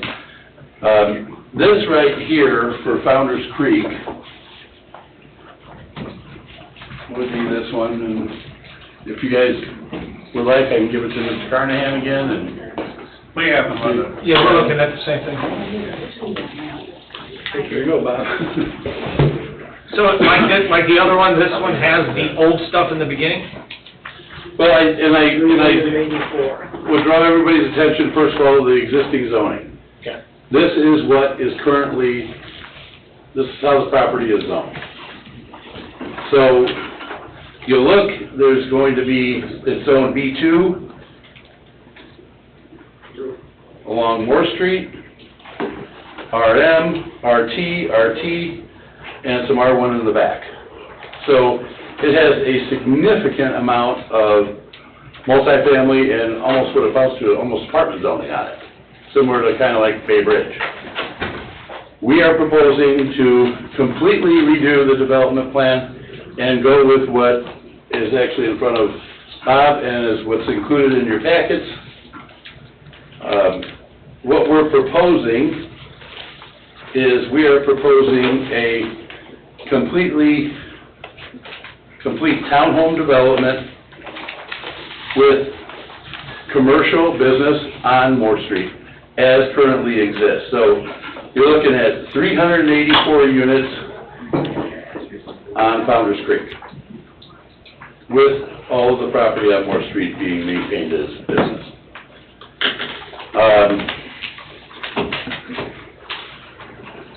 We have our primary entrance off Morse. We have the secondary entrance that is going to be into Lakeside South, going to the east, going to the north.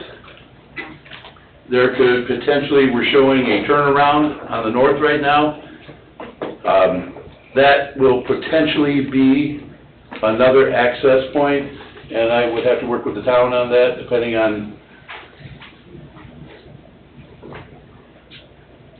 what the town does. So, like I said, in this instance, we are looking at completely rear-loaded townhomes and commercial.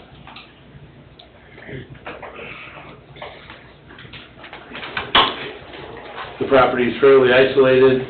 The wooded area that you see right off of Morse, we're not proposing to remove any of the wooded area there, at least for 100 With the old plan, it was whacked, the old wooded area? Well, yeah, there's 300 foot of frontage on Morse for business right now. But was it, whatever was approved in 2007 or whatever, was that, what you have marked as preserved woodland, was that whacked? That was completely whacked, yes. So that was Yes, all tore that down? was all tore down.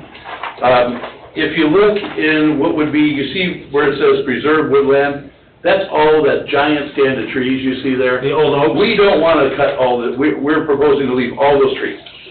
I know that- Mostly slow growth? Oh, yeah. Hickories? Yeah, we don't even, the old plan calls for it to all be cut down. Right. We're proposing that we forego that and leave it. Okay. So, once again, every single thing you see that is green in this area will stay that way. That will be deed restricted, that'll be, again, this is a plan unit development, again, there will be an HOA established, very similar to Bay Bridge, This is not an age-restricted area. 50 that Shelley wants to build. So what is the price tag of a townhome? The price tag of these townhomes will start at $275,000. Square footage, is it on here? Of the units? Typical, I It's know in, they're in the square footage is in the PUD guidelines for you, Right. John. So there's a range that we're proposing as far as square footages.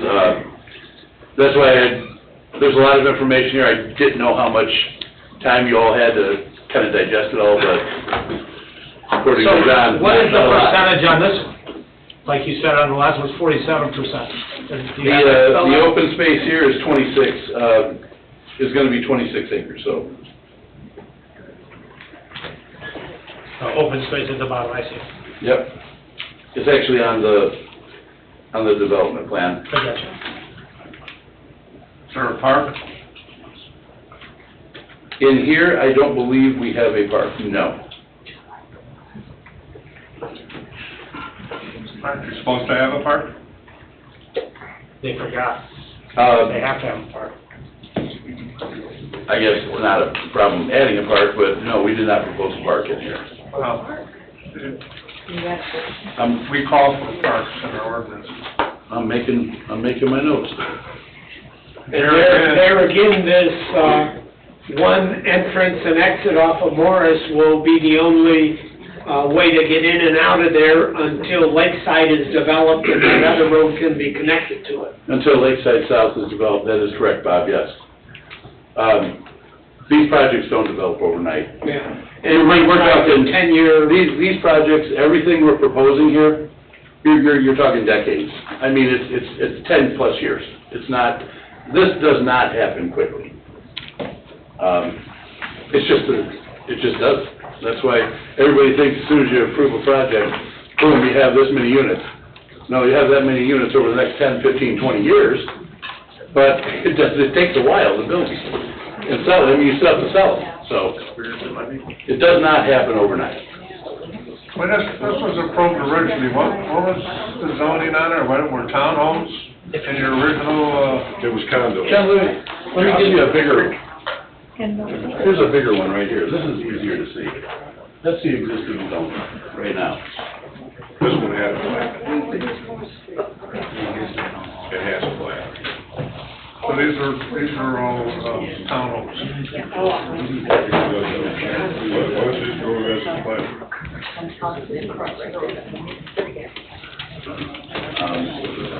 And this was all R1 back in here. So this has to be rezoned. Well, we're proposing a PUD. Yeah, we're proposing a PUD to rezone the whole area, yes, that is correct. Well, here again, I think, a good look into the types of homes you can put in there other than townhomes would be apropos. I'm not in favor of a townhome village in the heart of Cedar Lake.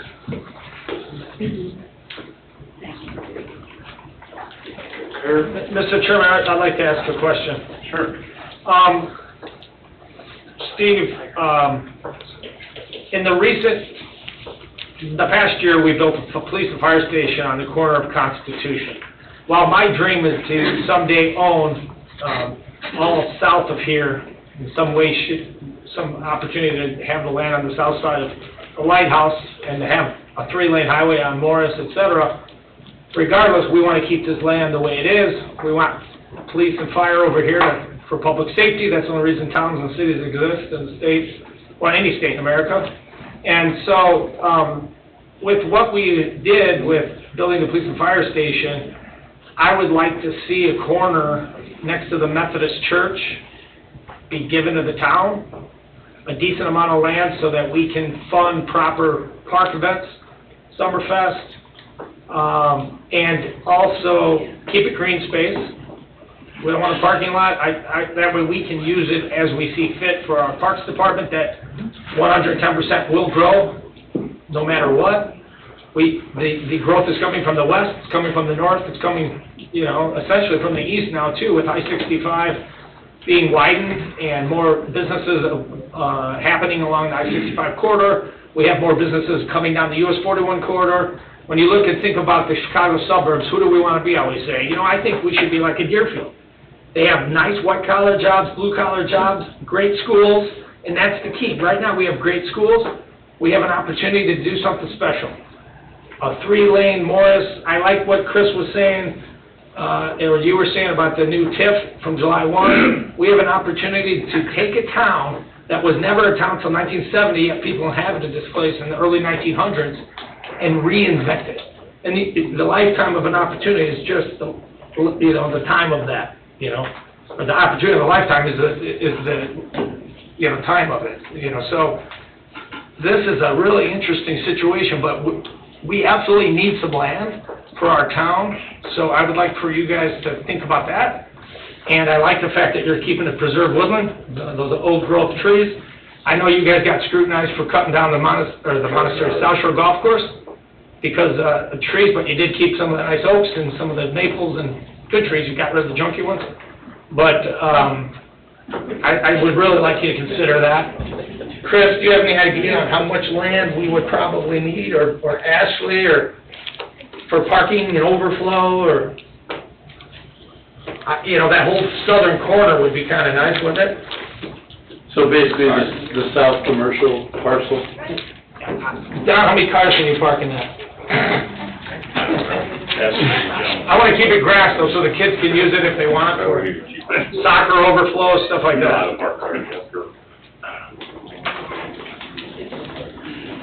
But then 9 months out of the year, you're gonna have a vacant lot on Moore Street, it's not gonna be used. Green space is good. And no taxes coming in, because if it was commercial, we'd be getting 3% tax. I understand. I totally understand that. But we can't, and if our dream doesn't happen with future councils of trying to go after getting the land south of the lighthouse, and maybe trying to figure out a way to buy some of the properties that are, you know, to the south of here and redevelop this area, then the future of this town is stagnating. You know, about 10 years ago, we did a pie-in-the-sky idea over by Midway Gardens, and people all lost their lids. But we are the Plan Commission. Our job is to think about the future and plan. And the fact is, more and more jobs are coming to South Lake County, whether people around here like it or not, and we need to plan accordingly. So that's kind of what I'm thinking, you know. Use some of this new state law TIF, widen Morris, make this place proper. So many people don't have proper roads, they don't have curbs, drains, etc. We have an opportunity of a lifetime right now. What are you proposing there? So, I'm just proposing they give us some land, and I also propose in the future we think about TIF. Land in lieu of? In lieu of nothing. I think I would like to have them make a donation of that lot to the town of Cedar Lake for parking. I just wanted to understand. Or for soccer practice, or whatever. I just wanted to understand. Well, I mean, obviously, I will take this back to John Lawton. I mean, he is basically called this community his home now. He's been here for quite some time, and when you look at the other class, his kids are going to be here, so he is vested in this community. I've been vested in this community as long as probably John. When they came in for this, it was his son that came in instead of him. Oh, okay. Well, John, I know that this would be something he would definitely look at for the What about, community,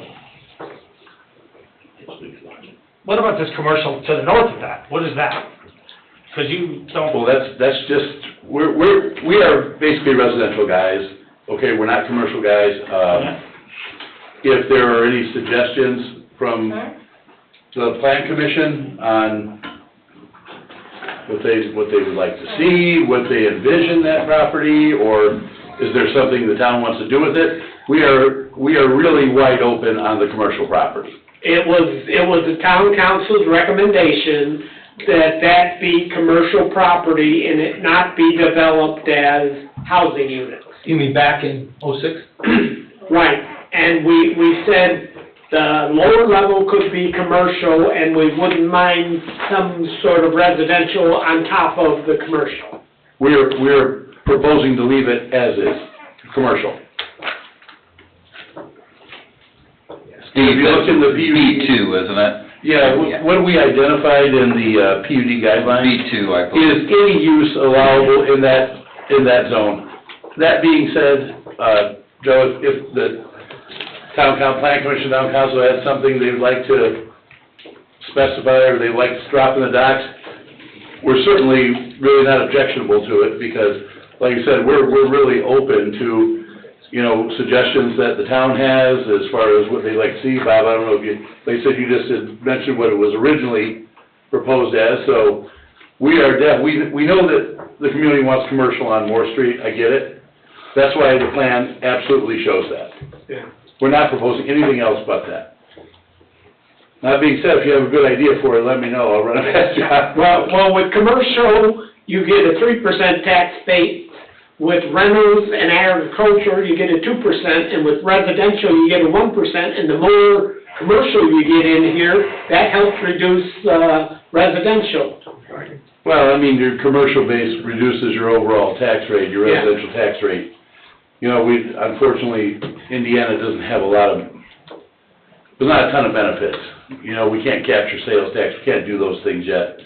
But basically, the commercial will offset your residential property tax rate. And that guy that sued, that lived in St. John, really changed the whole concept of our taxes. That's Mr. Gomez State Life, I know him well. All right, do we have any more comments for Steve here on this project? So, Anybody? My comments are just like yours. I feel the same way as you. That's my comments. Okay. So, John, I have you written down for must add a park and not in favor of townhomes. Definitely not in favor of townhomes.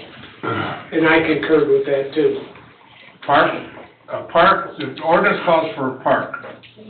Okay, there's a couple ways you can do that.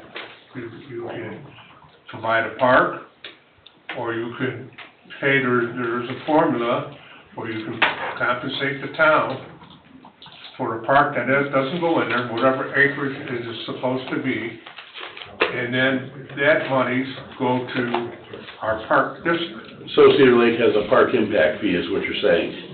So it's X amount of dollars per building permit? We have a parkland dedication matrix within our subdivision control ordinance that also has a dollar amount if there's an exchange of land for money. If the plan commission decides they don't want all of the land that the land dedication matrix stipulates, and then yes, we also do have a park impact fee. So that's an option that you don't lose that building space. But this much area needs a park. There's Well, obviously, somebody there's wants to plenty have of... kids and they don't wanna walk all the way to the There's obviously ground. plenty of room here, John, that's not it. You got me, John, you're right. There's a ton of room here, John, so I made the note Yeah. that... I just want you to be aware of the ordinance. Yeah, absolutely. I would have thought Thank you knew that in the ordinance already, because you're developing 3 projects here in this town. Well, You know. typically, I've got taken to the woodshed before on what you're doing by Mr. Munich, his soul, rest his soul. When you have a... You think they'd have told you that on the other side of the wall when this was on the other side of the wall all those months? Oh, why? Not to make more accusations of people seeing something we've never seen? You did that in a public meeting. Pointed your finger and act like a crazy person. Stop. Is that what you're gonna do? Stop. You should apologize for what you did. Stop. I'm done. Sorry, Mr. Chairman. I ain't having this shit. I got this Friday. I'll let everybody in this audience know I got this Friday, and everybody listening out there in Wonderland. This is ridiculous, the falsehoods and accusations that we've had to endure, Mr. Chairman. It's ridiculous. Okay. I'm inspired by Greg and Chuck Becker. They voted for multifamily on the west side of town. I've never voted for it. So I'm sick and tired of all that nonsense. Sorry, I'm done. Okay. We did get all this information Friday, so we did not have the time we did not have the proper amount of time to peruse this and give it a lot of good thought before we sat down at this meeting. That is nobody's fault that we only got it on Friday, but this is just a concept plan that's coming in. Okay? I understand that. I wanted you to be aware that the ordinance calls for a park. Now, there's a couple ways to do it. John is exactly right. If you're putting that many, rooftops in there, a park is probably, needed in there. But then, in the same respect, you know, is there a park close by? I don't know. Well, those are things that you and Mr. Londa have to discuss and find out, and when you come back to see us, tell us what your decision is. Yeah, John, just so you're very clear, I was under the impression that Cedar Lake had a park impact fee, not the parkland the requirement that projects dedicate parkland. Back in the 90s in Sherrville,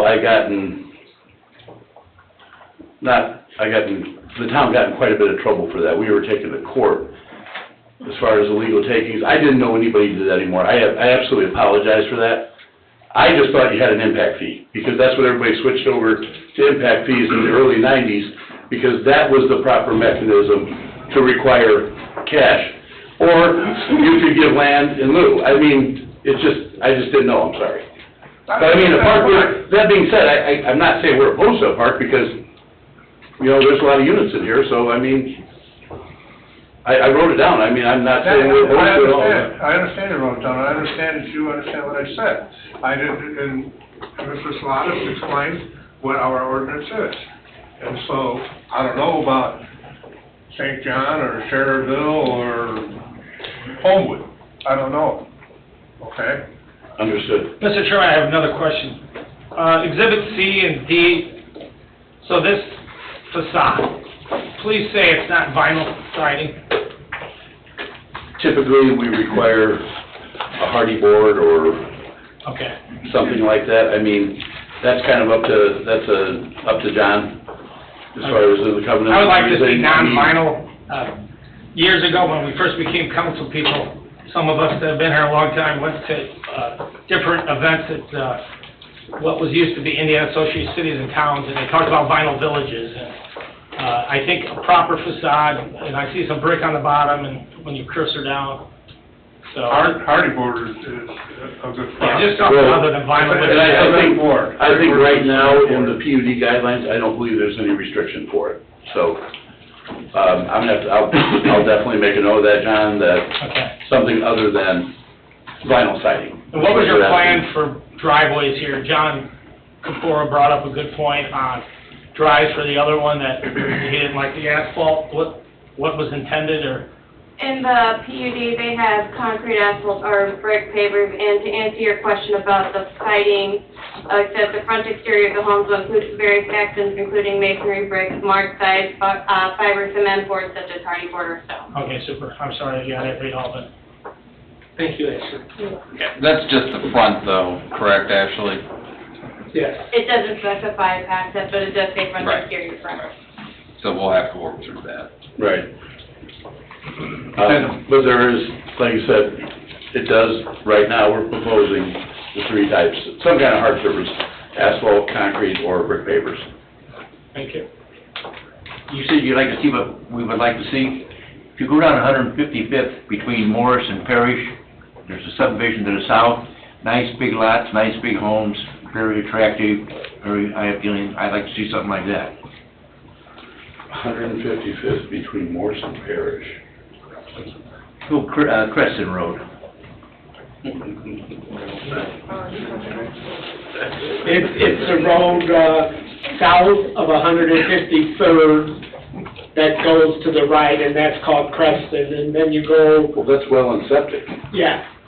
That's you Yes, go I'm just on wondering- past- Oh, you're the well and septic stuff. I thought I'm like, I don't think there's utilities. No, I'm talking about that kind of subdivision. Comparing that subdivision. Okay. All right, do we have any more questions or comments on this development concept plan?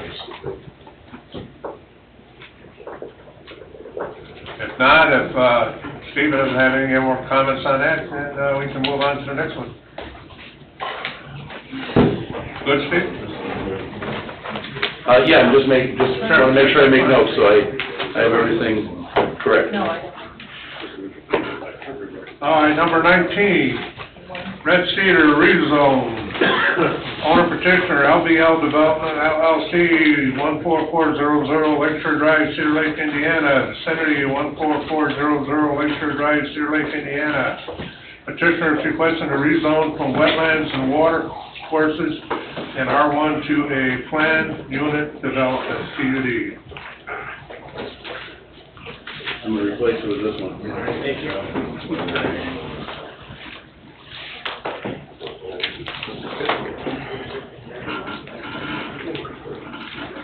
Again, once again, for the record, Steve Gill, presenting LBL Development, 14400 Lakeshore Drive in Cedar Lake. This is, you will notice, is obviously the old South Shore golf course. What we're looking at doing, you will see on your, I don't know if you obviously have the site plan pulled up then again? Yes. So basically, we're looking to isolate the actual development part of it to what would be the south side of the golf course. South side of 145th, which bisects the property. We are proposing, obviously if you look on Morse, we're proposing townhomes on Morse. So the type of townhomes we're proposing are, I guess the closest thing to it would be what you see in Crown Point on Indiana Avenue with the front fences and like that look. So these would be a little bit different look. We're proposing an 8-foot wide walking path down Morse, around Tasty Top, all the way down 145th, which then would jump to the north side and dead end at the lake. Sidewalk? 8 foot wide. No, it's more than a sidewalk, it's more like a... You say around Tasty Top, back behind the back? Yeah, we're proposing to go around the back of Tasty Top. So basically, start at the southern boundary, go north around Tasty Top, and then proceed west towards the lake, John. Gotcha. So that's a couple things. Like I said, the townhomes we're proposing on Morse, it's gonna have the front fenced-in yard look like you would see similar to, you know, those on Indiana Avenue, 8-foot walk in front of it, then landscaping, then the street. So behind that, we're proposing all single-family homes. You notice that, obviously, Bob, you're gonna see this too, we're looking at 50 and 60-foot wide lots. Yes, which is unacceptable to me. Which is, As, you know, I'm just pointing it out, I understand your I'm point. writing that down, thank you. On the north side of 145th, you're gonna see some larger lots there. We have 5 lots drawn, there's more likely to be 4. Those are reserved for John and his kids to build large homes on the lake. So he's showing 5 lots, there's likely only gonna be 4, just so you know. You'll see some townhomes, a couple of them, like units on the north side of the street. Those are reserved strictly for his family. You'll see where it says offices and warehouse. That's where he's proposing that our offices be.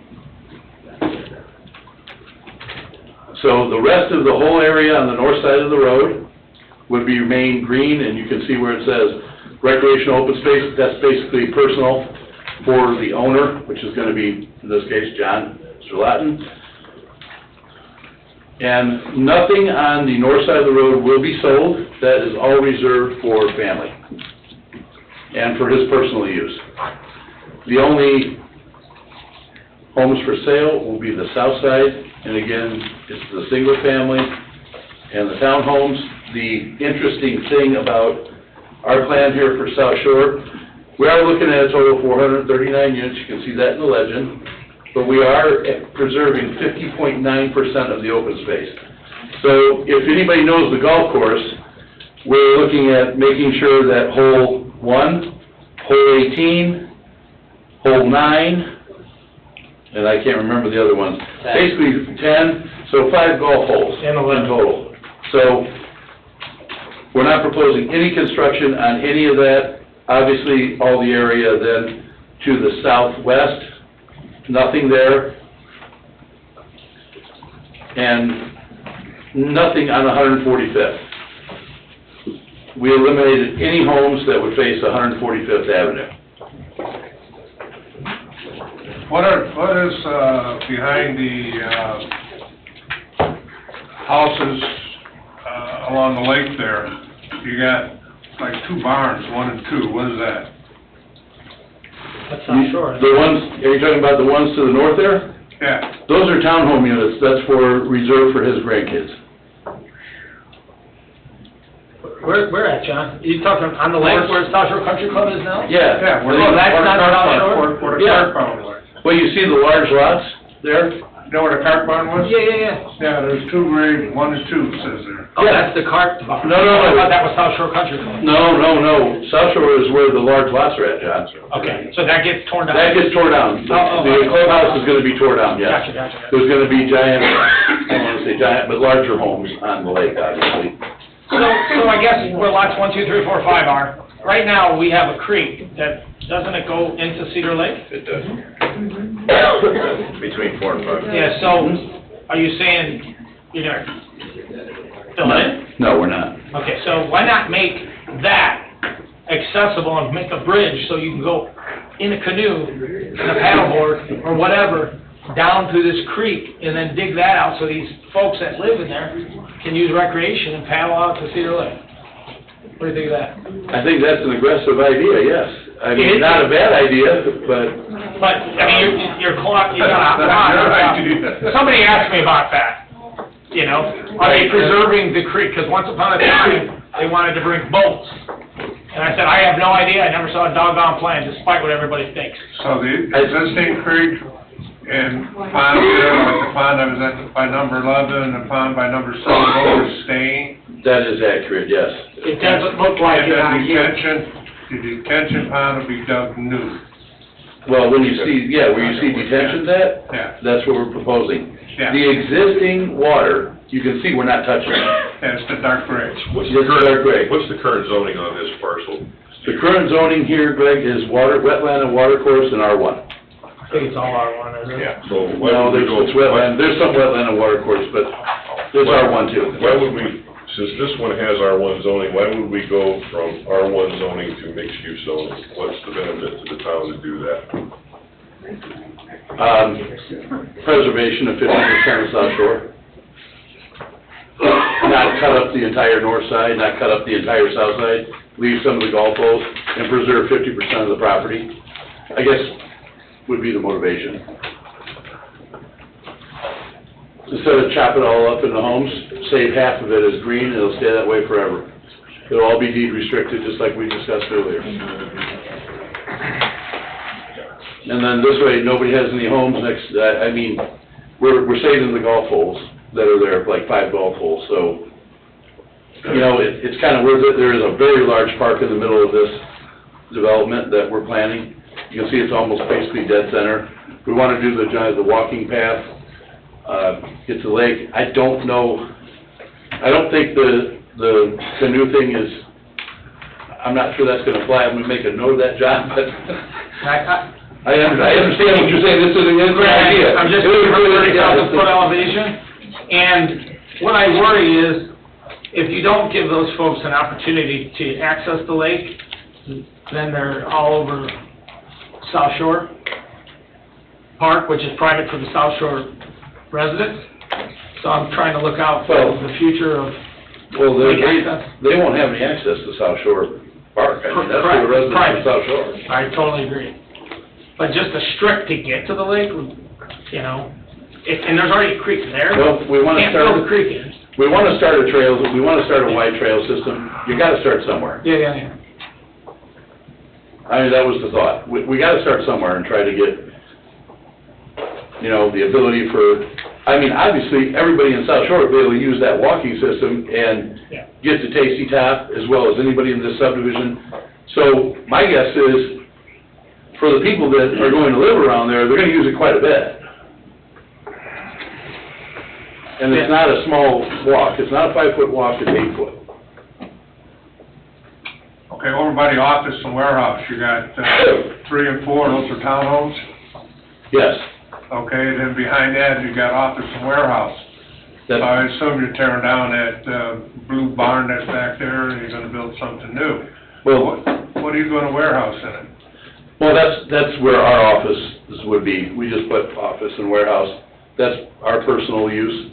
But it's misleading. I wanna know what you're gonna keep in it. You got a big front end loader sitting out there by it right now. Oh, no, we have equipment, and we need a place for our offices for where I would work, where John would work out of, where we would keep some equipment. So we would tear down all the barns that are there, Yeah, tear down that house, yeah, which I live in, by the way, so that's gotta go. I know. So, we're proposing to tear all that down. There's two locations for townhomes there. That would be, not exactly sure which one would be built. That's reserved for grandkids. The office warehouse is strictly for us. I understand that. Yes. I'm asking you what you're gonna keep in the Any warehouse. kind of equipment that we have, we own loaders, we own bobcats, we own trailers. Okay. We own all types of equipment, we wanna park it inside. Okay, so you're gonna have a commercial office and warehouse right next to townhomes, and you're gonna be firing them diesel engines up at 5 or 6 in the mornings and put them on a low boy so you can run them down the street someplace, and you're gonna have to take it out right through those townhomes. These townhomes are not for sale. I don't care, somebody's gonna live in them. It would be reserved, if they're built there, it would be reserved for his grandkids, so. So somebody's gonna live there. But it's not for sale for the public, I don't think his I grandkids are gonna understand yell, that. I understand that. No, I mean, it's important to know that it's not just the general public, this is reserved for families. I So- understand everything The north plan of changes those 145th people Street to is for the family and the family only. I'm saying you got a commercial warehouse and office space in a residential area where you're gonna have diesel-powered heavy equipment, front-end loaders, rollers, whatever you got, backhoes, and to move those, you're gonna have to load them up on a lowboy, correct? There You're gonna fire- would be occasion where that would happen, most of the time they stay You're on gonna fire up that site. equipment at 5 or 6 in the morning and have to take it right off between the two townhomes. Again, is the possibility that exists? Of course, John. I mean, there's absolutely. Why not just Most of the go to time- Morris? You can Most of the go time, there. all the equipment stays on site though, unless we're using it. The reason you see equipment at South Shore right now is it's being used to scrape the dirt from, straight, flatten out all the piles. There's a reason it's there. I mean, it doesn't just stay there. I capiche. Yeah. Okay, I capiche. All right? I understand that. And your equipment does not stay on the job site continuously. Eventually, it comes back into the warehouse Absolutely. for something, for either maintenance, or it's gonna be idle for a week, or what have you. Correct. My point is, what you're storing in there is a commercial office warehouse in a residential area. I don't care who lives in it. Mr. I Chairman, don't care who lives in it. I agree with you 100%. Steve, who owns the land to the east of this warehouse or office? Well, what you see to the east of it right now is we own the land to the east. Going to Morris? Yes. So then just All of it. come off of Morris, is I think what John's asking. We do have a road off Morse. To get there? Yes. Oh. There's gonna be a road off Morse to access that building. So then make that road going in front, make that go away. They make that Well, but Morris since only. it's gonna be family, he wants the ability for them to get over on the private drive We to can the design home. this for them. I agree with John, but yeah. It doesn't matter where the road comes in or goes out. What matters is it's commercial and a residential. That's all I'm saying. I don't care if he comes in with a helicopter. Residential and commercial mixed. I hope we don't do that. Okay. Okay, And John, then they've got 49.4% of the units are gonna be townhouses. Right, and you know my feelings on townhouses. And the size lots. So, I mean, I'm sure you made notes of that.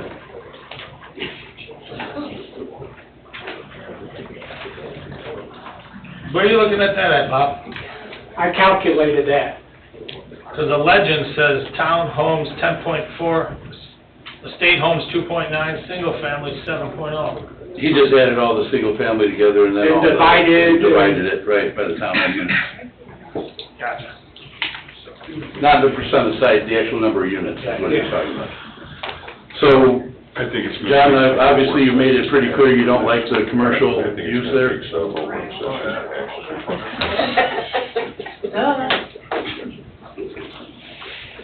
you'll be ready in 2 weeks? Sure. I'm getting tired. I thought we'd be here till 11 o'clock. That's all guys can't take all these late hours. There's no reason to have all the late hours. All right, we got any more questions or comments for Steve here? Or does Steve have any more? Well, I mean, obviously, if you would like me to come back in September to another study session, I would like to schedule public hearings though for September. No. Do we have nothing? I mean, no. I'm not gonna agree to a public hearing if we've got so many unanswered questions and so many things that don't fit in with our community roads or our long-term planning or go with our ordinances, even if you're doing a PUD. I mean, no, we can come back in September to another work session and we'll see where we're at, but I'm not scheduling a meeting, a public hearing. That I'm not. Anything else? I have nothing else. Okay. Thank you. Guys, anything else? Mr. Sherman, I'd just like to hear from the building department, what do you, on the general consensus of what we were presented tonight in the last 3 items? There are a lot. I'm still working through Boundary Creek. I'm not even completely through that one. Okay. I have gotten everything over to Joe for his review. I still haven't gotten anything back from him at this point in time. Do you have anything for any of them? No, I think that resonates about that. They've been provided the zoning ordinance, which is available on our website, as well as the comprehensive plan. Those are our guiding documents. They met their filing deadline for August. Everything was turned in July 7th. So that's when I started reviewing. And then that's why I'm not through Boundary Creek yet. Actually, can I get hard copies of these documents that are on this at some point this week so I can do some studying? Because I don't want to have to print all these pages at home. Yeah, I would like some too, Ashley. I'm trying to make Jen very happy. I don't need the whole packet, I just want pictures of the drawings. I want the whole packet. Pictures of the drawings? I just want pictures of the drawings. I guess it depends on whether you're gonna change things over again. I got through one of them, but I didn't read the covenants yet. I've read the ordinance. I haven't read the development agreements yet, but I can get through those in a couple weeks. No Yeah, problem. obviously I'm gonna take all the comments that were gathered tonight, take them back to the owner and discuss it with him. I mean, so he knows where we're at. I know he's gonna ask me what your review time is, so that's why I'm just asking, so. A couple of weeks is not a problem for the existing, but if the existing is not gonna fly, I mean, do we wait until we get something that, I'll just ask my client, it doesn't matter. Sure. It's not a problem getting through them in a couple of weeks. Well, we need to know what the response to our comments tonight or what happened tonight is before we can, actually, anybody can move forward. We need Mr. Lawton's response. Is Heather still with us? Yeah, She is. I texted her a picture of the layout. Yes. She wasn't able to get online, I don't think. She's online. She's online. Oh, is she? I'm here, I've been here. Oh, I'm sorry. I haven't heard anything from you. A lot to take in tonight, Bob. Okay, good.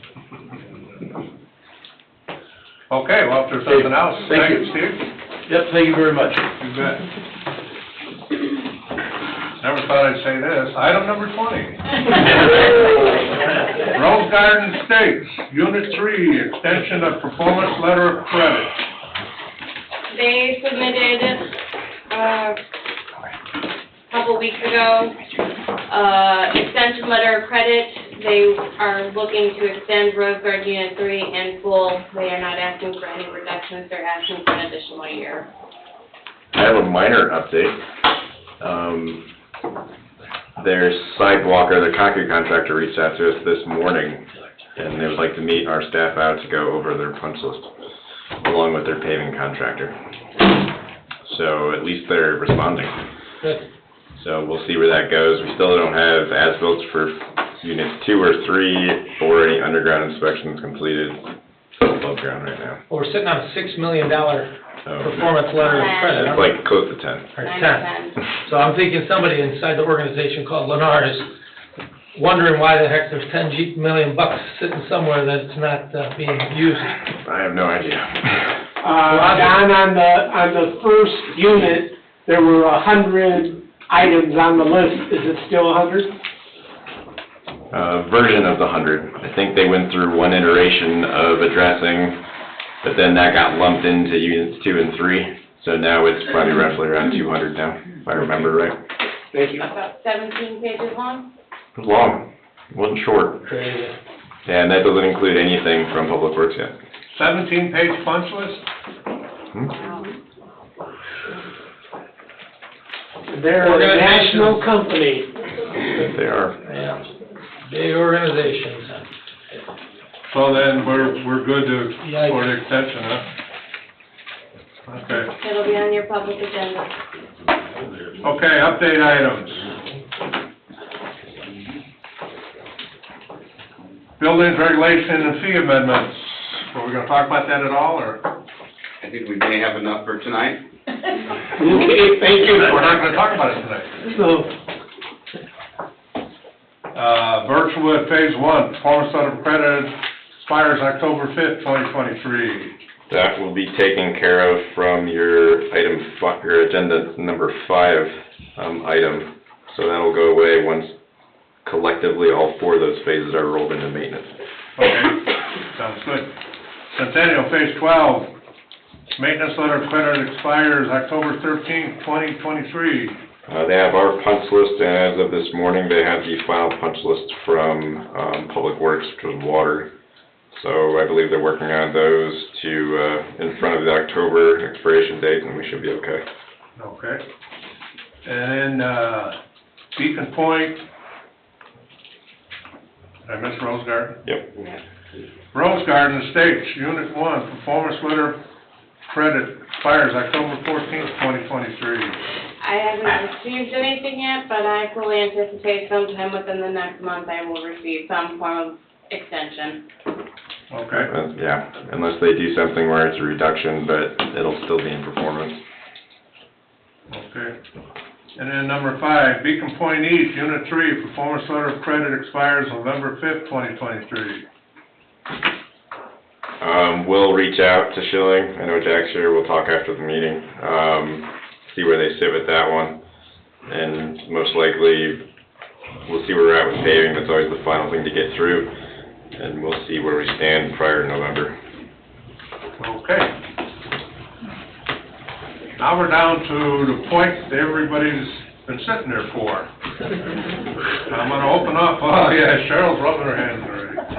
If anybody online wants to say something, please raise your hand. I'm gonna open this up to a public hearing. I'm gonna ask that we stick to the items that we were discussing tonight. And I don't know how many people want to talk, there's quite a few in here, and I don't need to count them. And I'm going to ask that we keep it to 5 minutes if we can on subject. All right, come on up, first person come up, state your name and address. Yes, okay. Brenda Roberts, 15008 Moore Street, just south of the golf course. Cedar Lake. Cedar Lake. Now, what I want to address is, this is all new to me. I just came back from Germany Thursday, and I haven't seen the maps. I've been trying to look through those, so I'll have to look through them.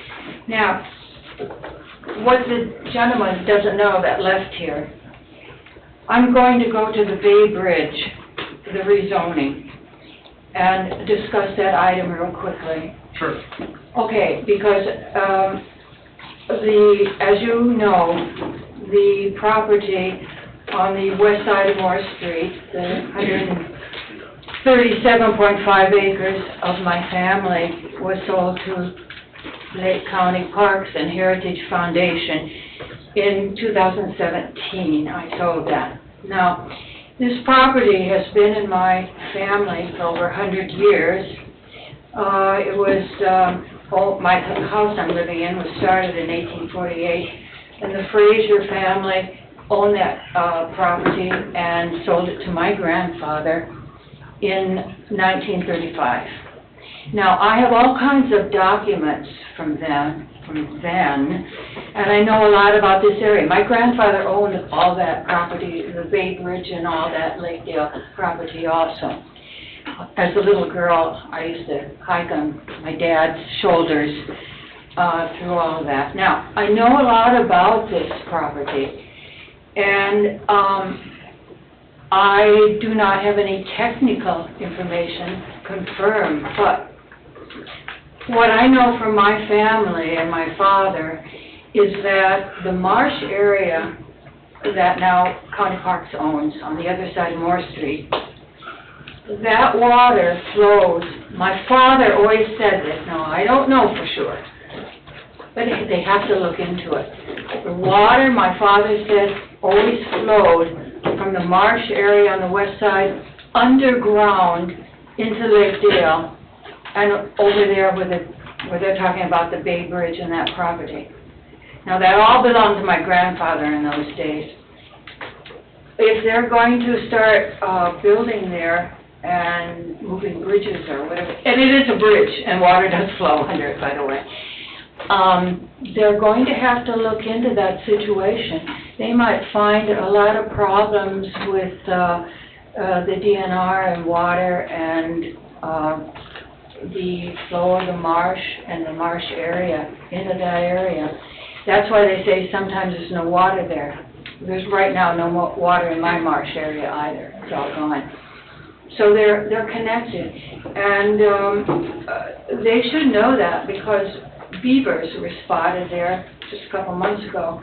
They were in my property too, in the marsh. They go back and forth, and it's underground. So all I'm saying is I would like to inform you that these people are going to have to really look into that problem before they start developing there.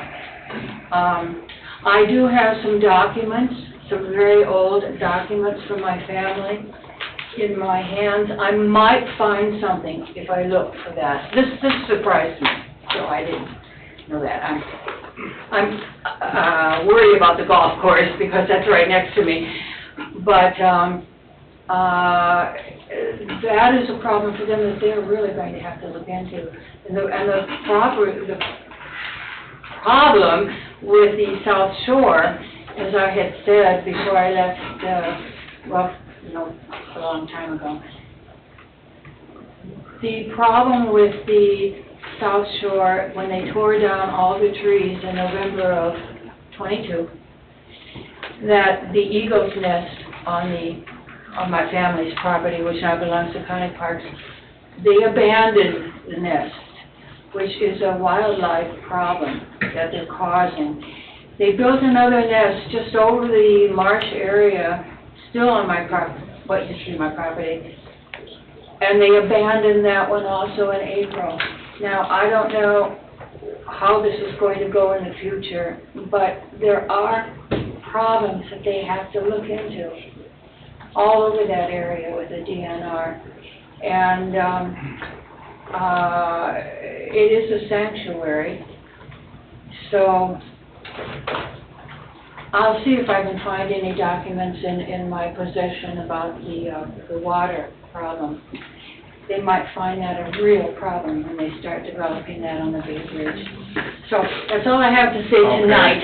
Thank you, Brenda. Okay? I'm just trying to not help, but inform you.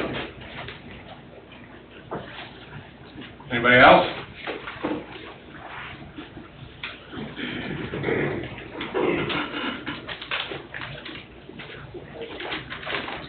Tim Brown, 14702 Klein Avenue, Cedar Lake.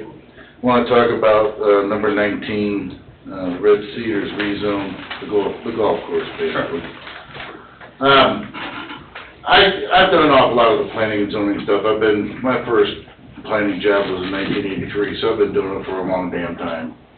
And I've also done and wrote PUD ordinances and all that kind of stuff. What a lot of people don't realize, what they don't understand, there's a very specific purpose for a PUD. And that's so that you can have that open space in lieu of higher density. It's the only way you do it. Okay? Now, if you were to go back and say, okay, it's zoned R1, and your R1 zoning rule is probably a lot size of 100 feet by 125, is that the... 15,000 square feet. 15,000 square feet. For sure. Do the math. If they were to propose this development with the number of acres they have at 15,000 square feet, you'll probably figure out that there's probably more units if they did it in the 15,000 square feet than what they're proposing right now. And then you don't have that open space. You'd have houses right on 147, okay, instead of nothing there except for one drive. Now, I'm not in favor of townhomes either. You know, I've never had a real love life for those things. And I don't care for lot sizes that are as small as 50 foot either. That makes it really close to a lot of neighbors. But I'm sure there's some play back and forth that you can probably work with them in order to be able to get some type of density there to allow that larger open space to still exist on the property. So, good luck. I'll see you in 2 weeks. Or whenever this was a public hearing officially, so. Thank you. That's a starting point. We have to... Yeah, I know. I get it. All right, thank you.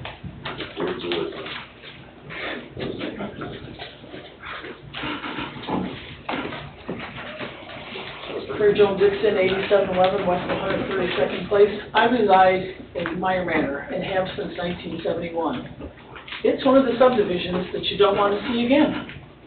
We've had a fire personally in our house. You can't get fire trucks down there because it's 50 by 100 foot lots. I agree that we have to learn from our past. Cedar Point Park and Meyer Manor are nightmares, and I'm not speaking for, but on behalf of the police and fire, it is. You cannot, the houses are on top of each other. The other thing is, I hope you know, is there enough water and sewer to serve all these people? Nobody's discussed that tonight. That's got to be an issue. We have a sewer plant that is reaching its capacity. I mean, I understand they're saying 10 years from now, but are we going to be ready for this? I've heard two things on sewer. I've heard 70, is that what you said, 75% earlier, Chris? That's what Bob said. Is it 75%, Bob? Well, That's what I was last told. I've heard it could be as much as 95% if those calculations are wrong. Well, and as planners, I hope that you take that into consideration, because none of that was discussed tonight, was the capacity of sewer and water. And we all know DNR's been here, and they're looking at the wells that we currently have, because we have an issue. And I really would hate for you to plat some property of, hundreds of homes, and then we can't build them, then what happens? They come back and sue us? I don't know, I'm not a lawyer, I'm just saying. We have engineers that tell us that if we have the water And the needed, okay. or we have engineers that tell us if we have capacity down low to accept what we send down that way. So, yes, we are aware of it. We don't always talk about it, but underlying... Well, it's just because DNR's been here for 5 weeks now, and I'm hoping they are talking to someone, because they've been to people's homes who've had wells drilled. In my subdivision alone, we've had 5 wells drilled. So that's all. I just want to bring it, make sure all these things, these are very important things, and I just want them to be part of the conversation. And I appreciate your time. Thank you very much. You're welcome. Thank you. Thank you, Bill.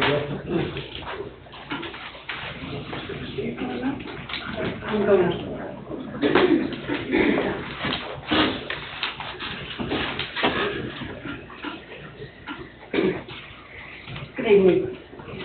My name is Sandy Herman. I live at 7429 West 136th Court. I'm new to this. I just moved here, and my question is,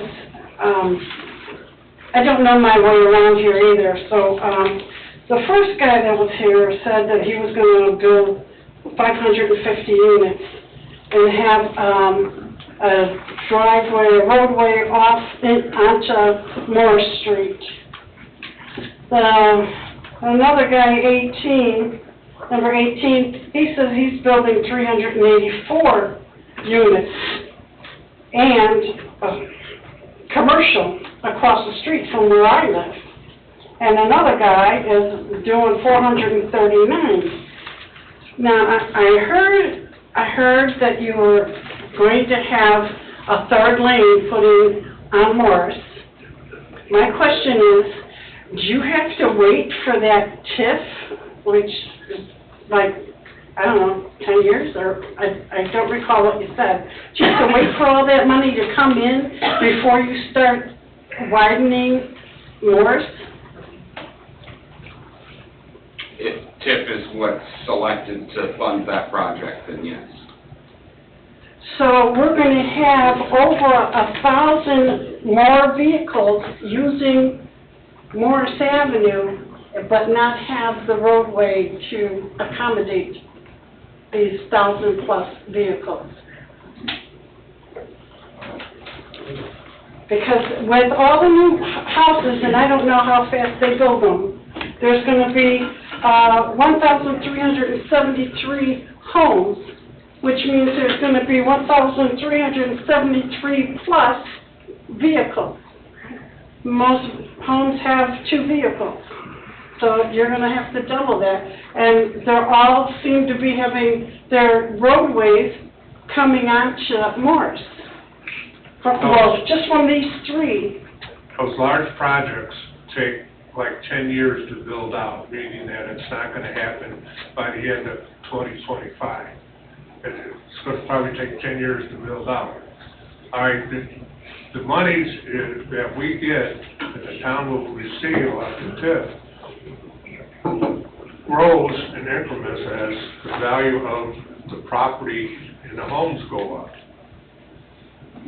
We, if I understand it correctly, are allowed to borrow money off of that TIF, and the TIF pays it back. So in other words, the TIF is the collateral for the loans. I could be correcting if I'm wrong.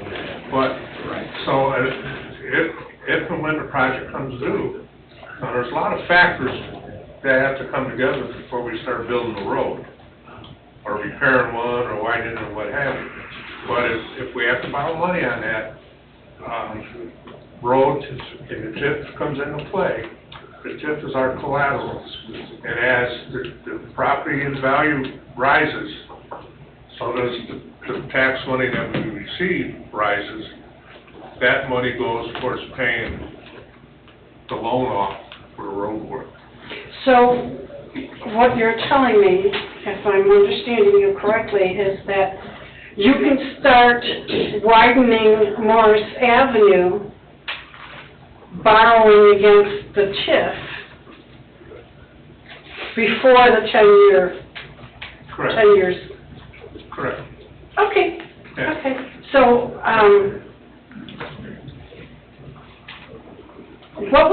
how long do you think it would take before you guys would consider widening Morris? I mean, 3 years, 5 years? I'm on the plan commission, and that's something that the town council and the town management have to come up with, and they know what the long-term plan for the town is, and what they have to do to bring all this together, and I'm not privy to that.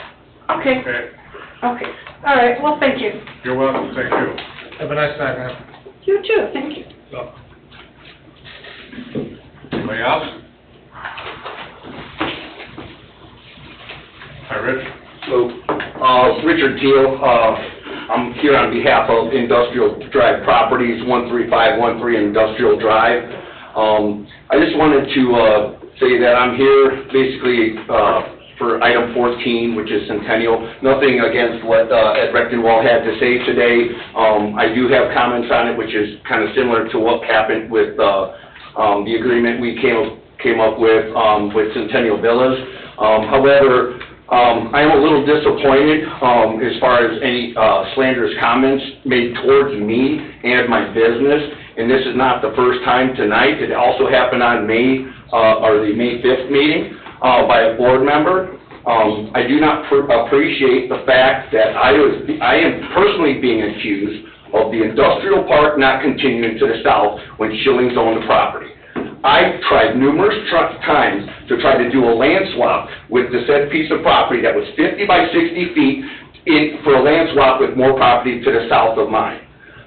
Numerous times with Jack Slater, we'll talk to the Schillings, I'll talk to the Schillings. Inevitably, they are not in the business of selling property.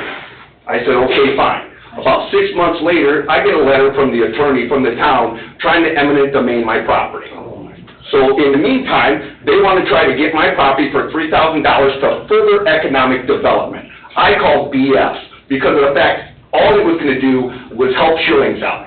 So as far as me being accused of this deal not going through was a complete lie and fabrication, and I just want to point that out. The other thing, the last thing I kind of want to say tonight is I think I'm going to have my attorney review the minutes of this meeting and also this meeting to see if there's any legal action that I have proceeding now on. Thanks, Bruce.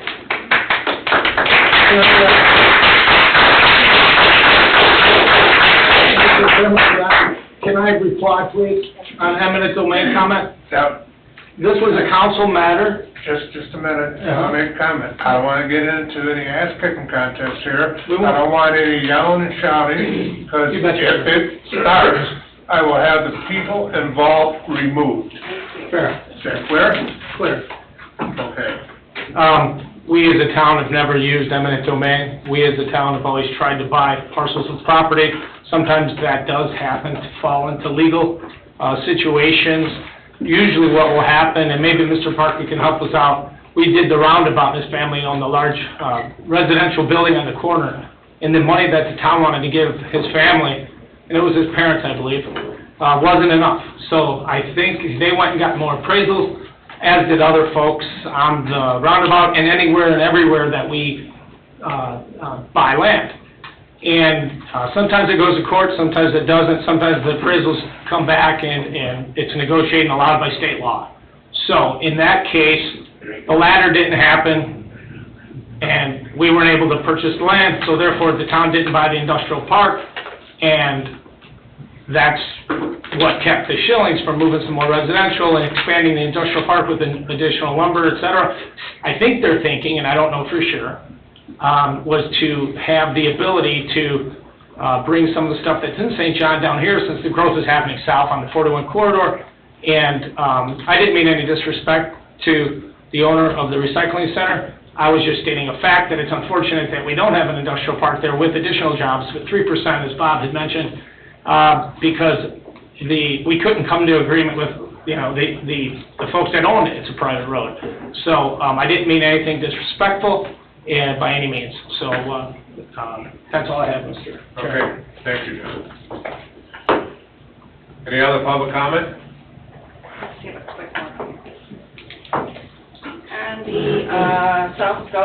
the golf course, the gentleman was asking for a rezone on the wetlands and water Cheryl, course. give us your name. Oh, Cheryl Parker, 7227 West 136th Court, excuse me. Thank you. My understanding is if there's wetlands or a water course, as in that creek that's going to the lake, is that not the jurisdiction of the DNR? That can't be done. You can't get permits or anything through the town, correct? It wouldn't be the DNR, it'd most likely be either the U.S. Army Corps Corps of Engineers. or IDEM, depending on how the But in any liaisons come back. event, it would not, he can't ask for some permit or use to do something with that He property. can ask for whatever he wants. I If he gets understand a permit that. for it, it's different. But I'm saying that is not the town's jurisdiction. No, we would tell them they need to get all federal and state Okay. permits. All right, thank you. Thank you.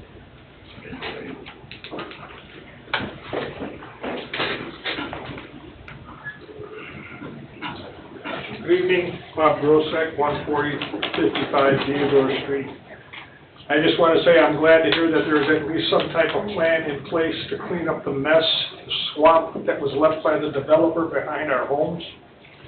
I like Bob's idea that he brought up this evening, because he was out there, he saw what we're dealing with, that maybe possibly future permits should be held off until the issue is resolved, and this will help expedite that issue getting resolved if they can't build anywhere else. Also, I hope that any future development that they're going to do, those people aren't left with a swamp either. It's a mess, and Bob will attest to that. Thank you. You're welcome. There's a gentleman over here.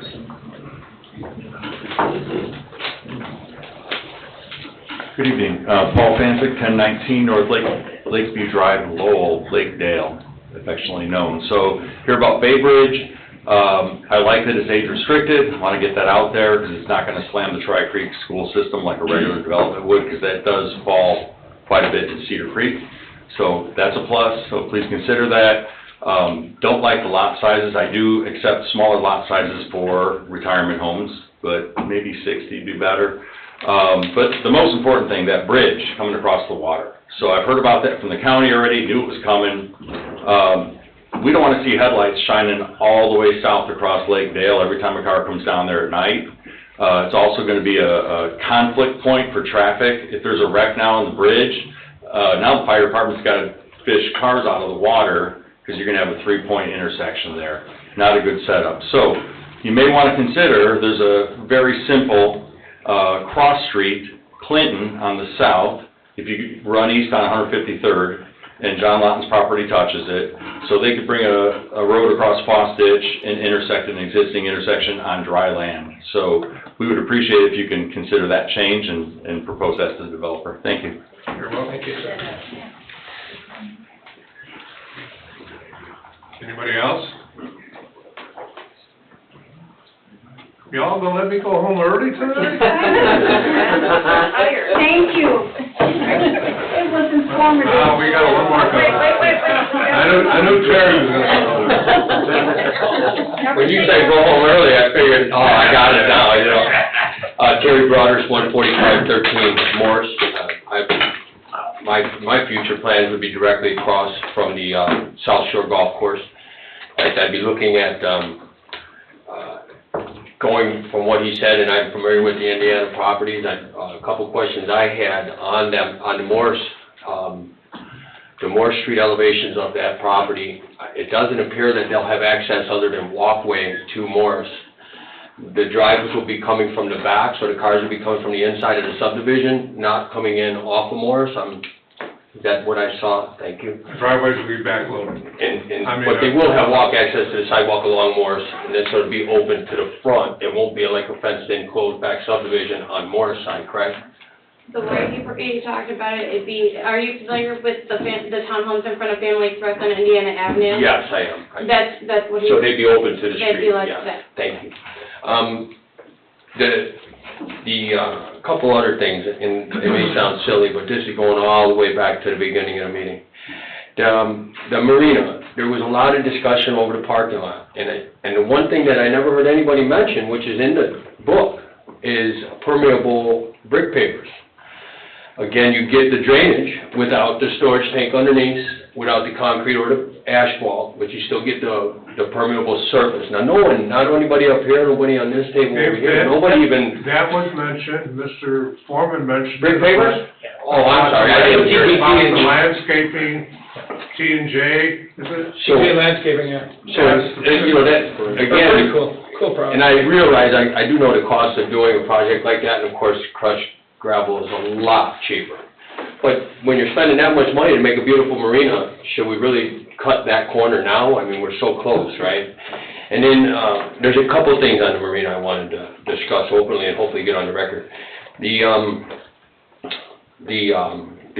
talked about the crushed gravel and basically not wanting to do asphalt because of the weight of his equipment. And I would agree with that as an equipment operator, I understand that. But obviously, he's not gonna have gravel in the inside of the pole structure, the pole barn structure, correct? He's gonna be driving on concrete inside his barn. And of course, I'm thinking he's gonna have concrete all the way to the launch pad at the waterway, so that way his heavy equipment can drive over that. So I'm just wondering, you know, shouldn't we make it to his responsibility instead of the responsibility of variances of where other people will have to do it, but because he's existing and variances are given that maybe he won't. But I mean, he spent a lot of money, he's gonna make a beautiful marina, why stop short? And then thirdly, on that marina situation is the road. I saw it through everything you showed down there, and it does wiggle waggle through the easement, and, you know, nobody can do anything about existing. But with the amount of money being spent down there, and he is right, I mean, he lets you guys use that area for the dredge, I mean, he's got a little bit of compensation in, skin in the game, as they say. Why not just fix the road there, get the sidewalk in, like John said, I mean, that's a lot to give up for that one little stretch of land, to not have that walkway, not have that sidewalk. I mean, that would really separate east and west, the whole south end of the lake, correct? So, you know, to spend that kind of money and to give that many variances, shouldn't we really want to do that bottom half, or that bottom portion, right? By maybe whether having to move the road to the far end, to put the walkway in on the far south end and not encroach upon the harbor. I get all that, you don't want to add a lot of work, but it wouldn't be that hard to just get the road straightened out a little bit and get the sidewalk on the south end of that road, to give up that walk path that just seems detrimental to the whole entire community. And then something that came up from Cheryl when she talked about the wetlands. If I looked at that map, most of his open space is wet. So he's not giving up open space. That space he can't build on, period. It's unbuildable. So we shouldn't call that open space in his PUD. We should call that wetlands as they are, and the open space he has available to build on should be the usable square footage and acreage to build on. The wetlands shouldn't be included in the open space. Thank you. You're welcome.